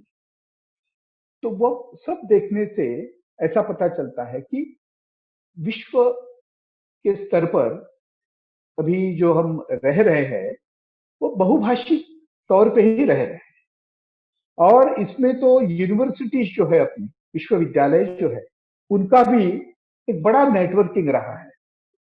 और इसके कारण अनुवाद की संख्या, उसकी मात्रा और उसकी गति, स्पीड, ये तीनों बढ़ने की आवश्यकता जो है वो महसूस हुई। और उसी लिए हम ऐसा जानते हैं, मानते हैं कि अनुवाद आज एक करियर जैसे बन गया है। मैंने जिस विश्वविद्यालयों का जिक्र किया, हम जानते हैं कि भारत के लगभग 80-90 विद्यापीठ विश्वविद्यालयों में अनुवाद एक विषय रहता है, अनुवाद का एक विभाग वहां रहता है। अनुवादक या दुभाषिया, इनको 2011 के 50 सर्वश्रेष्ठ करियर में से एक का दर्जा दिया गया। मतलब आज अनुवाद पहले 50 करियरों में है, इतना उसका महत्व 2011 के बाद बढ़ने लगा है। और रिपोर्टों से यह पता चलता है कि आने वाले दशक में या उसके बाद के दशक में इसमें बहुत बढ़ोतरी होने वाली है। क्योंकि इसकी डिमांड, उसकी मांग जो है वो बढ़ती जाने वाली है, ये भी हम देख लिया है। अभी किसी चीज का बेहतर अनुवाद, योग्य अनुवाद, यथा योग्य या वास्तव यथार्थ अनुवाद होना है तो केवल 2 भाषाओं का ज्ञान होना यानी उतना ही काफी नहीं। विशिष्ट विषयों का भी ज्ञान होना आवश्यक है। केवल पाठ को दोहराने के लिए नहीं है, जिसका जिक्र उर्मिला जी ने भी किया कि अंग्रेजी में जब हम उसको बोलते हैं कि एक भाषा की सटल मीनिंग जो है, एकदम संवेदनशील और नाजुक जो उसके मीनिंग है, अर्थ है, वो अनुवाद में दूसरी भाषा में, लक्ष्य भाषा में उसको लेना यह बहुत जरूरी होता है। हर एक भाषा के कुछ नुएंसेस होते हैं, सूक्ष्म ऐसे अनुभव होते हैं, और उस अनुभवों को दूसरी भाषा में लेना ये एक बहुत चैलेंजिंग कार्य होता है। तो खाली अनुवाद के लिए 2 भाषाओं का व्यावहारिक ज्ञान होना इतना काफी नहीं है। जिस विषय में हम अनुवाद कर रहे हैं, चाहे वो वनस्पति शास्त्र हो, प्राणी शास्त्र हो, चाहे वो फिक्शन हो, कथा, कादंबरी, उपन्यास हो, नाटक हो, तो इन सबका ज्ञान भी, उनके फॉर्म का ज्ञान, उनके जनर का ज्ञान, ये भी होना बहुत आवश्यक है। अभी ये बात भारतीय भाषाओं की जब होती है तब उसमें इतनी कठिनाइयां हमें आती नहीं, ऐसा मेरा अनुभव है। क्योंकि यदि हम एक इंग्लिश वाक्य ऐसे ले लें, सेंटेंस ले लें, अ काव is grazing in the field. अभी काव मतलब तो गाय है, और देश की बहुत सी भाषाओं में ये गाय, गौ ऐसे शब्द इस्तेमाल किए जाते हैं। उनमें बहुत साम्य है, सिमिलैरिटी है, तो उनमें अनुवाद करने में वैसी ज्यादा दिक्कत नहीं होगी। ग्रेजिंग का मतलब हिंदी में तो चरना है, अनेक भाषाओं में इस चरना शब्द के साथ मिलते जुलते ऐसे शब्द इस्तेमाल किए जाते हैं, तो इसमें भी बहुत साम्य हमें दिखाई देता है। और फील्ड जो है, काव is grazing in the field, तो ये जो फील्ड शब्द है वो भी हिंदी में तो खेत है, मराठी में शेत है, कोंकणी में थोड़ा उच्चारण उसका बदलेगा, शैत होगा वो, लेकिन लगभग वो भी सभी शब्द समान होते हैं। तो भारतीय भाषाओं के अंतर्गत अनुवाद ये बहुत चैलेंजिंग जॉब तो है नहीं। उसमें भी जब प्रादेशिकता आती है उसमें भी अनेक बाधाएं उत्पन्न होती है, लेकिन फिर भी जब हम किसी विदेशी भाषा का अनुवाद भारतीय भाषाओं में या किसी भारतीय भाषा का अनुवाद विदेशी भाषा में करते हैं तब उसमें ज्यादा कठिनाइयां होती, क्योंकि स्वाभाविक तौर पे 2 भाषाओं की संस्कृति अलग अलग होने से वहां जो हम सटल नुएंसिस है भाषा के, संवेदनशील स्थल है उस भाषा के, या उसके जो कुछ सूक्ष्म ऐसे अनुभव है वो दूसरी भाषा में लेना बहुत चैलेंजिंग बन जाता है। अभी हम अनुवाद के उद्देश्य देखें, क्या क्या उद्देश्य से अनुवाद हो रहे हैं आजकल, चाहे वो मानवी तरीके से हो, मैन्युअल, या चाहे वो मशीनी तरीके से हो। उनका उद्देश्य क्या है, ऑब्जेक्टिव क्या है, हेतु क्या है? पहला तो एक दूसरे को जानना, ये तो उसका पहला उद्देश्य माना जाएगा। फिर जैसा उर्मिला जी ने भी बोला, विभिन्न संस्कृतियों को जानना, इसलिए अनुवाद को सेतु कहा गया है, पुल कहा गया है, क्योंकि जो संस्कृति से मेरा कुछ ताल्लुक नहीं था, मुझे कुछ मालूम भी नहीं था, मैं अनुवाद के माध्यम से उस संस्कृति को, उस सभ्यता को, उस सिविलाइजेशन को जान सकता हूं। यह अनुवाद की ताकत है। तो विभिन्न संस्कृतियों को हम जान सकते हैं, आपसी समझ और विश्वास हम विकसित कर सकते हैं। तो आज हम जब बोल रहे हैं विश्व मानव, ग्लोबलाइज्ड मैन, तो ये खाली बोलने से नहीं होता ना। हमको दूसरे संस्कृतियों को, दूसरे सभ्यताओं को सीखना चाहिए, पढ़ना चाहिए, उनको हमको एक्सेप्ट करना चाहिए, मान लेना चाहिए, और तभी हम आपसी समझ और विश्वास पैदा कर सकेंगे। केवल अनुवाद के माध्यम से ये संभव है। फिर है, हम विचारों को साझा कर सकते हैं अनुवाद के माध्यम से। समझो एक ही विचार है कुछ, समझो देश के बारे में निष्ठा रखनी है, तो अलग अलग देशों के जो विद्वान हुए, जो विशेषज्ञ हुए, उनकी क्या धारणा है इस बारे में, हम अनुवाद के माध्यम से ये पढ़ सकते हैं, सीख सकते हैं। अभी हम मानवता की बात कर रहे हैं। अनुवाद तो मानवता के दिशा में एक बहुत बड़ा कदम है। तो मानवता के कारण भी जो बहस हो रही है संसार भर, उसका भी अनुभव हम अनुवाद के माध्यम से ले सकते हैं। अभी हमारे पास बहुत ज्ञान पाठ होते हैं, नॉलेज टेक्स्ट जिसको बोलते हैं।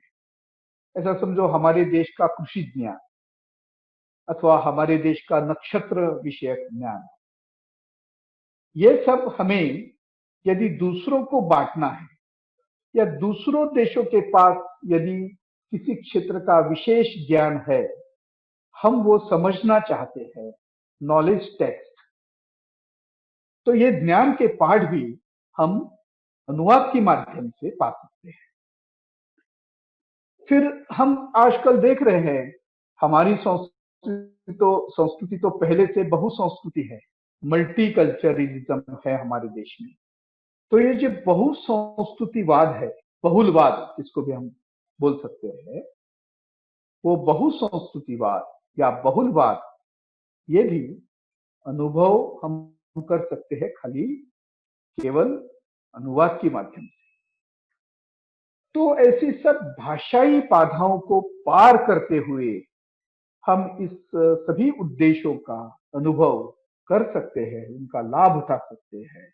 और सबसे महत्वपूर्ण बात यह है कि अनुवाद की मदद से हम आज जिन भाषाओं को धोखा उत्पन्न हुआ है, जो भाषाएं एंडेंजर्ड है, वो भाषाएं हम बचा सकते हैं। उसका हम थोड़ा जिक्र आगे भी करेंगे। मित्रों, अनुवाद ये एक अनुसर्जन है। अनुसर्जन का मतलब पुनर्निर्मिति, इट इज अ रिक्रिएशन। तो मैं ऐसे नहीं मानता कि अनुवाद होने से कोई साहित्य कृति दुय्यम बन जाती है, सेकेंडरी बन जाती है, ऐसा मैं नहीं मानता। मुझे लगता है जो मूल साहित्य कृति है कि उसका अनुदित रूप जो है वो उसी के समान है, उसमें कोई भेदभाव नहीं है। It is the recreation of the original literature, ऐसा हम मानते हैं। तो अनुवादक विचारों के आदान प्रदान के स्नेहक है। वो विचारों में कभी बाधा आए, कभी उसमें मतभेद पैदा हुए, तो लुब्रिकेंट जैसा काम अनुवाद करता है। स्नेहक का रूप उसमें आता है, लुब्रिकेंट बनते हैं वो अनुवाद। फिर अनुवाद किसी भी भाषा के लिए एक शक्तिशाली साधन है। अनुवाद के कारण भाषा में मूल्यवर्धन होता है, वैल्यू एडिशन होता है। यदि मेरी भाषा में खाली मौलिक साहित्य ही पैदा हुआ, निर्माण हुआ, और कोई अनुवादित साहित्य की निर्मिति नहीं हुई, तो मेरी भाषा का मूल्यवर्धन नहीं हो सकता। क्योंकि मेरी भाषा के जो भाषक है, जो भाषा बोलने वाले लोग हैं, उनके अनुभवों तक ही मेरी भाषा को, मेरे साहित्य को सीमित कर दूंगा, लिमिटेड कर दूंगा। लेकिन यदि मैं मेरी भाषा में अनुदित साहित्य लाऊं, तो ये मेरा विशेष योगदान होगा मेरी भाषा के लिए। मेरी भाषा श्रीमंत हो जाएगी, मेरी भाषा मूल्यवर्धित हो जाएगी। और जैसे पहले बताया गया, भाषा में सेतु बनाने का काम अनुवाद करता है। अभी हम कुछ समय पहले बात की कि अनुवाद के माध्यम से हम किसी डाइंग लैंग्वेज को, किसी मृत होने वाली भाषा को बचा सकते हैं। यह सच है। ऐसे बहुत प्रयोग विशेषज्ञों ने किए हैं और उनको सफलता भी प्राप्त हुई है।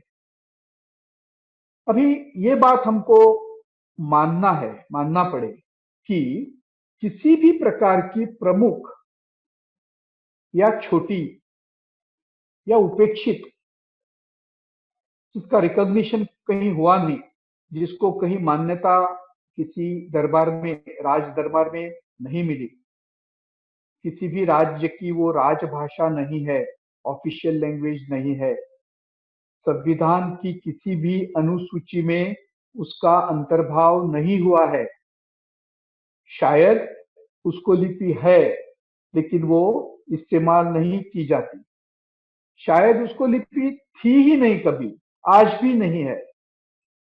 ऐसी किसी भी भाषा का इस संसार से नष्ट हो जाना, इसको चेपेट और हिल नामक विद्वानों ने इसको पारिस्थितिक तबाही, ऐसा उसका विशेषण देके उसको बताया गया है।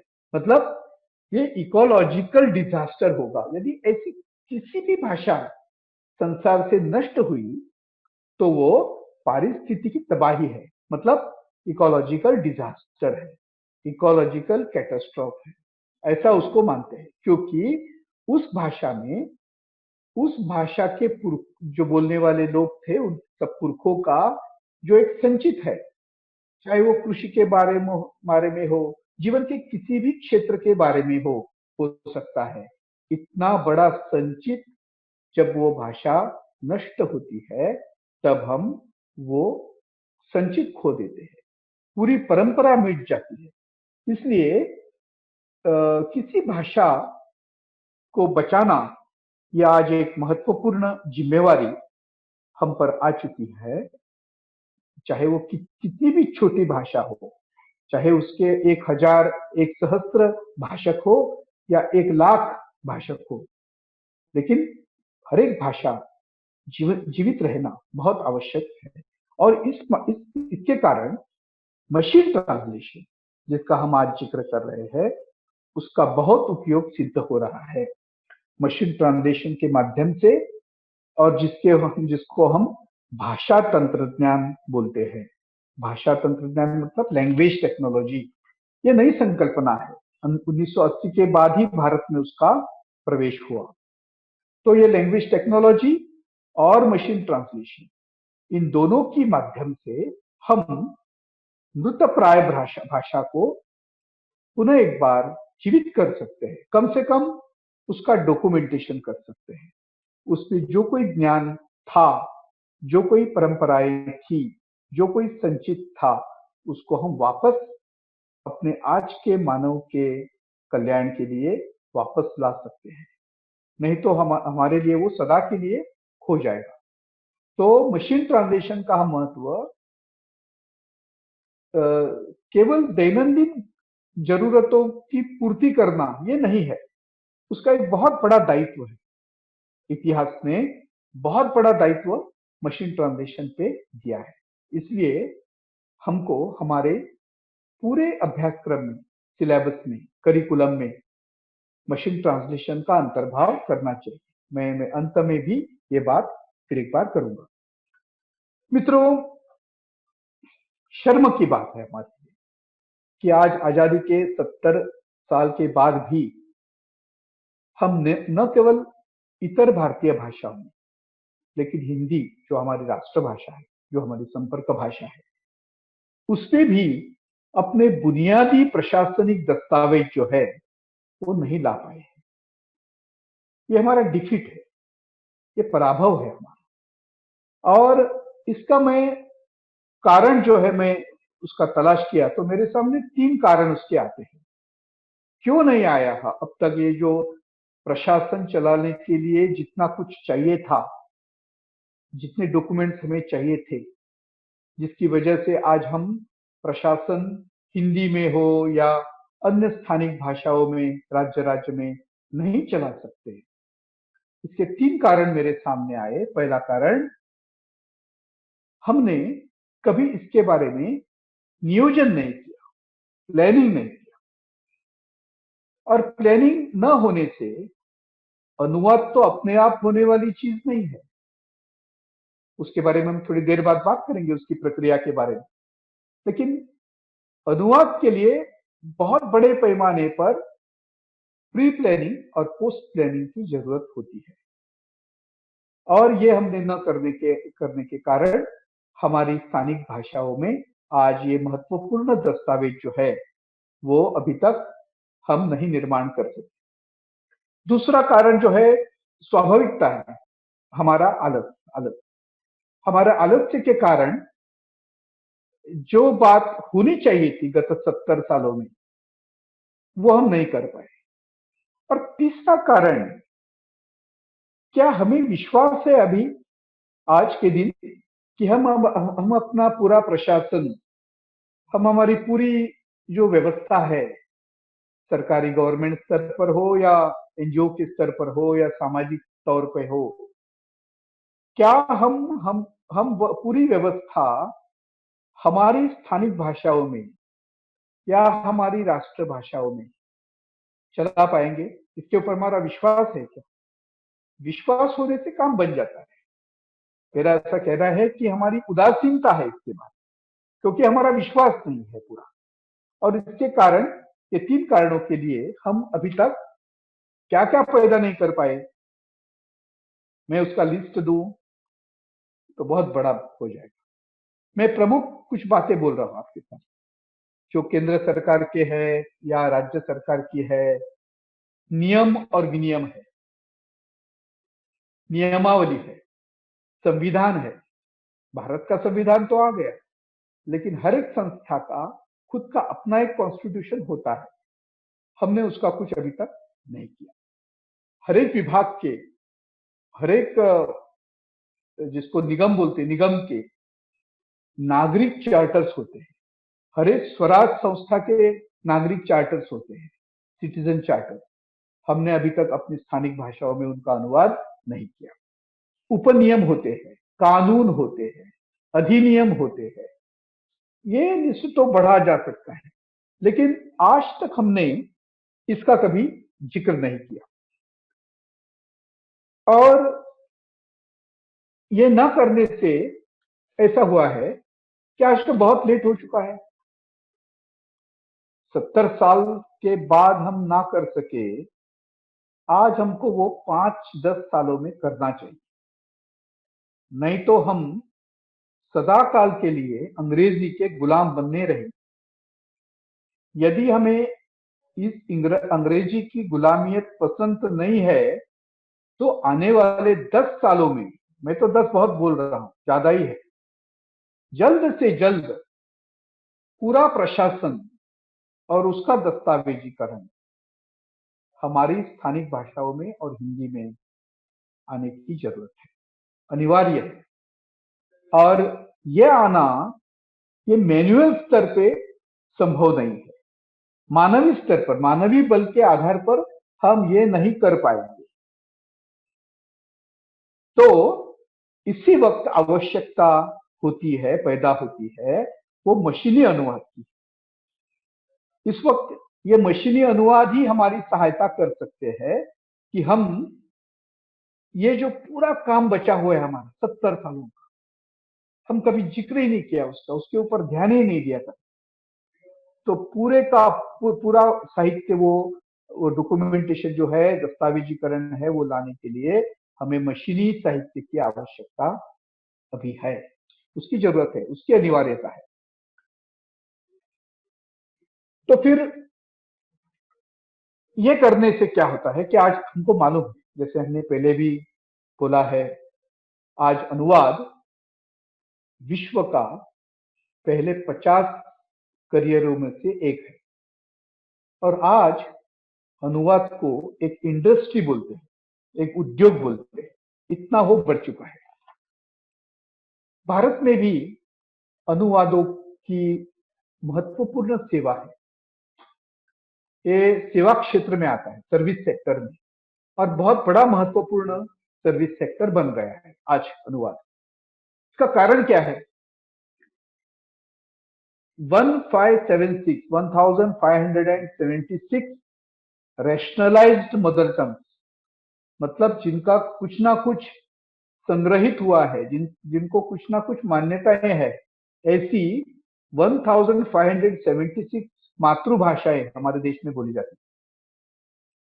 फिर 1000 उसके अलावा 1576 के मातृभाषाओं के अलावा 1796 इतर मातृभाषा, जिनको बोलने वाले शायद लैक्स में होंगे, लाख लोग होंगे, 10 लाख 20 लाख होंगे, या कुछ हजार लोग होंगे, उनकी उस समुदाय की वो मातृभाषा है। तो और ये सब लिखने के लिए 14 स्क्रिप्ट लिपियां, 14 लिपियों में ये सब लिखा जाता है। 1576 मातृभाषाएं रैशनलाइज, एक 1796 इतर मातृभाषाएं उसके अलावा, और उसमें से केवल कुछ 25 भाषाओं का समावेश, अंतर्भाव अपने संविधान की 8वीं अनुसूची में किया हुआ है, और 14 लिपियां। तो इतना बड़ा ये सब है, इसलिए भारत में अनुवाद एक बहुत बड़ा सर्विस सेक्टर बन चुका है। सच में मैंने बहुत अच्छे स्लाइड्स लाए थे और 3-4 दिन की मेरी मेहनत थी, लेकिन तकनीकी कारणों के, जिसका हम मशीनी अनुवाद के ऊपर ही बोल रहे हैं ना, तो ये मशीनी बाधाओं के कारण ही हमारा जो सादरीकरण है, पावर पॉइंट प्रेजेंटेशन, वो आपके पास नहीं पहुंचा सकते हैं। फिर भी तो अनुवाद की आवश्यकता आज क्यों है इतने बड़े पैमाने पर? एक तो जो बहुराष्ट्रीय कंपनी अपने देश में है, मल्टीनेशनल कंपनीज, उनको अपने ग्राहकों को आकर्षित करने के लिए और अपने पैसे खर्च करने के लिए और अधिक व्यापार आकर्षित करने के लिए, फिर अपनी छवि को, अंतरराष्ट्रीय जो छवि इस ट्रांसलेशन कंपनियों की है, वो बनाए रखने के लिए, वो भी उनके लिए जरूरत है। हर एक का कुछ स्टैंडर्ड होता है, तो हम भी किस संस्था के साथ जुड़े, ये हम अपने अनुभव के आधार पर या दूसरों के अनुभव के आधार पर तय करते हैं। वैसा तो ये तो आवश्यकता भी है। हालांकि भारत में अनुवाद उद्योग तो बढ़ रहा है, लेकिन दुर्भाग्य की बात यह है कि व्यावसायिकता की कमी है, प्रोफेशनलिज्म नहीं है उसमें। हमें समय मिला तो हम करेंगे अनुवाद, ऐसी स्थिति है। पूरे प्रोफेशनल के नाते अनुवादकों की संख्या बहुत कम है, मानो नगण्य है। तो ये तो एक कारण हो गया उसका, और दूसरे, उसमें कमिटमेंट नहीं है हमारा। तो ज्यादा से ज्यादा लोग जो ट्रांसलेटर है, अनुवादक है, वो उसमें प्रतिबद्धता रखते नहीं, और इसके कारण इसको एक थोड़ा मंदी का स्वरूप दिखाई देता है, रिसेशन का स्वरूप उसमें दिखाई देता है। दूसरी तौर पे डिमांड तो बढ़ता जा रहा है। हम आज देखें, हमारे गांव के महाविद्यालय भी विदेशी छात्रों को आकर्षित करने के लिए अपने प्रोस्पेक्टस हो, अपने ब्रोशर्स हो, अपने कोर्सेज हो, वो अलग अलग भाषाओं में अनुवादित करके वो पब्लिश करते हैं, चाहे वो इंटरनेट पे हो या वेबसाइट है उनकी, उस पे ऊपर हो या हार्ड कॉपी के रूप में हो। तो डिमांड तो बढ़ता जा रहा है, और ये डिमांड बढ़ने से और एक बात उसमें आ गई है। 1980 तक ऐसी स्थिति थी कि इंटरनेट पर जाने वाला जो आदमी है, जो व्यक्ति है, उसको अंग्रेजी आना अनिवार्य था। मतलब इंटरनेट इस्तेमाल करने वाले ज्यादातर लोग अंग्रेजी भाषिक थे, उनको अंग्रेजी आती थी और अंग्रेजी आने से ही वो इस इंटरनेट का इस्तेमाल कर सकते हैं।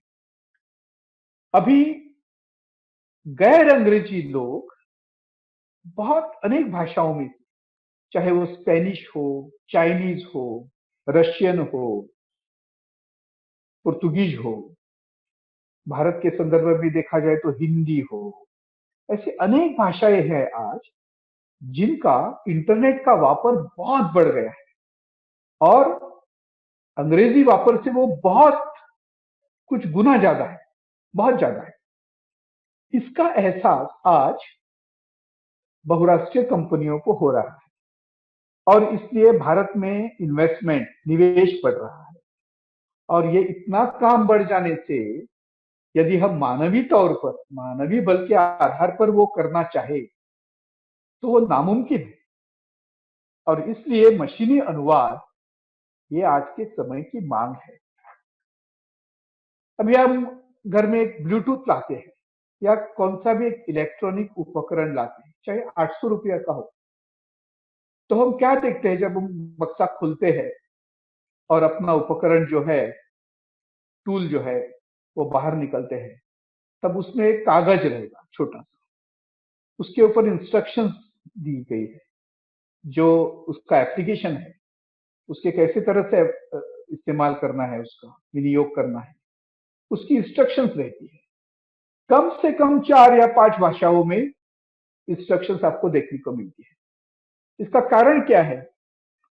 लोकप्रिय आईटी उत्पादों की बढ़ती मांग स्थानिक भाषाओं में इंटरफेस के साथ पैक करने के लिए प्रसार और अनुप्रयोगों को के दायरों को बढ़ाने के लिए और दुनिया की सबसे व्यापक रूप से बोलने जाने वाली भाषाओं के ज्ञान के साथ अब आवश्यकता हुई है। सॉफ्टवेयर इंजीनियर तो चाहिए दोस्तों, लेकिन सॉफ्टवेयर इंजीनियर के साथ भाषाविद भी चाहिए, क्योंकि उसमें भाषा का स्पेलिंग है, ऑर्थोग्राफी है, उसमें भाषा की शैली है। या एडवर्टाइज हो या जाहिरात हो, ये कहाँ जाएगा विज्ञापन? तो उस विज्ञापन जहां जाएगा, जिस गांव में लोगों की मानसिकता क्या है, कैसा जाना चाहिए, कौन सी भाषा में जाना चाहिए, ये सब बातें आज इस मार्केट में महत्वपूर्ण बन गई है। तो इसके लिए मशीन अनुवाद आवश्यक है। अभी 1 या 2 विदेशी भाषाओं का ज्ञान भी इसमें बहुत कुछ मिरेकल कर सकता है, चमत्कार कर सकता है। 1 या 2 विदेशी भाषा हमें आने से हमें प्रवेश द्वार खुल जाते हैं एक अंतरराष्ट्रीय व्यापार की। इंटरनेशनल ट्रेड एंड कॉमर्स में हम जा पहुंचते हैं अपने आप। तो ये विदेशी बाजारों में व्यापार के अवसरों की खोज और विस्तार करने वाले व्यापारिक संगठनों के लिए बहुत बेहद उपयोगी ये पड़ सकता है। मित्रों, मैंने पहले बोला कि अनुसर्जन ही है अनुवाद, रिक्रिएशन ही है। हाँ है, उसमें कोई कमतरता नहीं है, उसमें कोई शॉर्टकमिंग नहीं है, उसको नीचे भी नहीं देखना चाहिए, उसको मौलिक साहित्य कृति के समान देखना चाहिए, सब ठीक है। लेकिन वह निजी या स्वतंत्र या मौलिक जो फिक्शन है साहित्य का, उसके जैसा प्राकृतिक भी नहीं है, उसके जैसा नैसर्गिक भी नहीं, नेचुरल नहीं, अपने आप नहीं आएगा। जैसे हम उदाहरण लेते हैं, बारिश, पहले बारिश के बाद अपने धरती पर कितने प्रकार के पेड़ पौधे उगते हैं। हमने तो उसका बीज वहां बोआ नहीं था, वो निसर्ग ने किया है काम पूरा। और पहला पानी बारिश का मिलने के बाद जब वह पूरा ऊपर आता है, वैसे भाषा का मौलिक साहित्य वो अपने आप आएगा, उसमें कुछ बाधाएं नहीं होगी। बाधाएं भी होगी तो भाषक लोग जो है उसके ऊपर कुछ ना कुछ उपाय ढूंढेंगे, लेकिन अनुवादित साहित्य का वैसा नहीं है। उसके लिए मैंने जैसे पीछे भी बोला है, इससे पहले भी, उसके लिए कुछ प्लानिंग की आवश्यकता है, कुछ ना कुछ नियोजन की आवश्यकता है, अदरवाइज वो निर्माण नहीं होगा या कम गति से होगा। इसके दो कारण हैं। एक तो प्राकृतिक नहीं है, वो कृत्रिम है, उसको बनाना पड़ेगा, प्रोजेक्ट देने पड़ेंगे। अपने आप कोई करेगा तो ठीक है, लेकिन कोई करेगा ऐसे हम चुप नहीं बैठ सकते। 70 सालों में हमने चुप बैठने का ही काम किया, अब हम चुप नहीं बैठे। तो हमको काम देना है, सरकारी संस्था को काम देना है, अकादमी जो है भाषा की अकादमी, उसको काम देना है। किसी ना किसी को ये काम लोगों को सौंपना चाहिए जो लोग उसके विशेषज्ञ है। तो इसके न होने में जो बाधाएं हैं वो दो तरह की है। पहली बाधाएं है अंतरभाषिक बाधा, जो हमने पहले उसका भी विचार किया है। अंतरभाषिक मतलब क्या? कोई साहित्य हिंदी से मराठी भाषा में जाएगा तो हिंदी की स्वतः एक खुद की एक इडियम है, फ्रेज है, उसके अनुभव की एक क्षमता अलग सी है, उसकी अनुभूति अलग है। वो जैसी की वैसी मराठी में लाना असंभव है। कोई भी अनुवाद ये मौलिक साहित्य कृति के लिए रिप्लेसमेंट नहीं बन सकता कभी भी, उसमें त्रुटियां तो रहने वाली। तो इसको बोलते हैं हम अंतरभाषिक बाधाएं, लैंग्वेज बैरियर। हर एक लैंग्वेज के लिए बैरियर्स रहेंगे, उसके ऊपर कोई इसका कोई चारा नहीं है, वो तो रहने वाली है। ये परमानेंट डिफेक्ट है। जैसे किसी आदमी का एक्सीडेंट होता है और पैर में कुछ लगता है उसको, डॉक्टर बोलते हैं 10% डिफेक्ट रहेगा, वैसा ये डिफेक्ट है, वो परमानेंट है, उसमें हम कुछ नहीं करते। दूसरी जो बाधा है वो है नॉन कॉम्पेटिबिलिटी, संगणक सिद्धता का अभाव। हमारी बहुत सी भाषाएं अभी तक संगणक सिद्ध नहीं, संगणक में कॉम्पेटेबल नहीं है। और ये न होने से जो भाषाएं अभी तक संगणक से दूर है उनकी बात तो छोड़ दो, अभी नहीं करेंगे। लेकिन जो भाषाएं संगणक से जुड़ी हुई है वे भी अपने व्यामिश्र रूप से, उनका रूप बहुत जटिल है भाषाओं का, खास तौर पे भारतीय भाषाओं का और भारतीय लिपियों का जो स्वरूप है वो बहुत जटिल है, बहुत कॉम्प्लेक्स है। और यदि हम लिपि के तरफ देखें तो हम समझे एक हमारा अक्षर है क, तो उसको हम एक स्ट्रेट लाइन उसके सामने रखेंगे, बन जाएगा का। पीछे एक स्ट्रेट लाइन रखेंगे, माथे पर टोपी देंगे, उसको बोलते हैं हम, बन जाएगा की। ऐसा हम हमारी भाषा में 12 खड़ी जिसको बोलते हैं वो तैयार करते हैं। अभी इसमें क्या होता है, ये अक्षर जो है समझो एक स्तर पे है, लाइन पे है। कंप्यूटर में तो लाइंस होते हैं, स्पेस होता है, सिंगल स्पेस, डबल स्पेस। तो एक स्पेस ये क है समझो। क के माथे पर क्या क्या आएगा? एक तो की का जो इकार है उसका चिन्ह आएगा ऊपर, ए का चिन्ह आएगा, ऐ का चिन्ह आएगा, ओ की एक मात्रा उसमें आएगी, औ आएगा, ऐसा बहुत कुछ उसमें आएगा। ये आप देख सकते हैं यहां। तो उससे आपको पता चलता है कि ये कितना कॉम्प्लेक्स स्ट्रक्चर बन गया। हम जब रेल में प्रवास करते हैं, यात्रा करते हैं, तब हम जब 3 टायर का कंपार्टमेंट लेते हैं, तब 3 टायर का कंपार्टमेंट लेने से जिस पर हम दिन में बैठते हैं उसी के ऊपर हम रात में सो जाते हैं। जो बीच वाला होता है वो बेंच हम ऐसा निकालते हैं, ऊपर की चेन उसको लगा देते हैं, तो बीच में भी सोने की जगह होती है। और सबसे ऊपर एक होता है बेड, उसके ऊपर भी हम सोच सकते हैं। ये इसका है 3 टियर स्ट्रक्चर। ये हमारी देवनागरी लिपि जो है वो 3 टियर में है, और वे 3 टियर में होने से अक्षर के ऊपर भी कुछ ना कुछ लिखना पड़ता है, चाहे वो इकार हो, फिर मात्रा हो, 2 मात्रा हो, बिंदी हो, बहुत बातें चिन्ह जो है ऊपर रखते हैं। और अक्षर के नीचे भी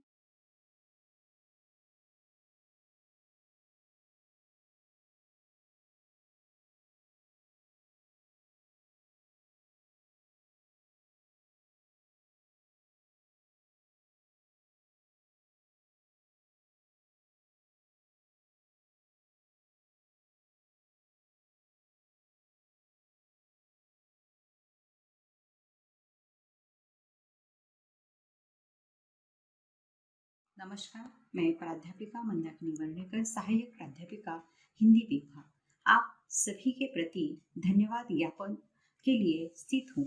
सुबह 11:30 बजे से बिल्कुल धारावाहिक रूप से हमारा वेबिनार चल रहा है, मशीनी अनुवाद, स्वरूप, आवश्यकता और संभावनाएं विषय को लेकर सुबह से मार्गदर्शन हो रहा है।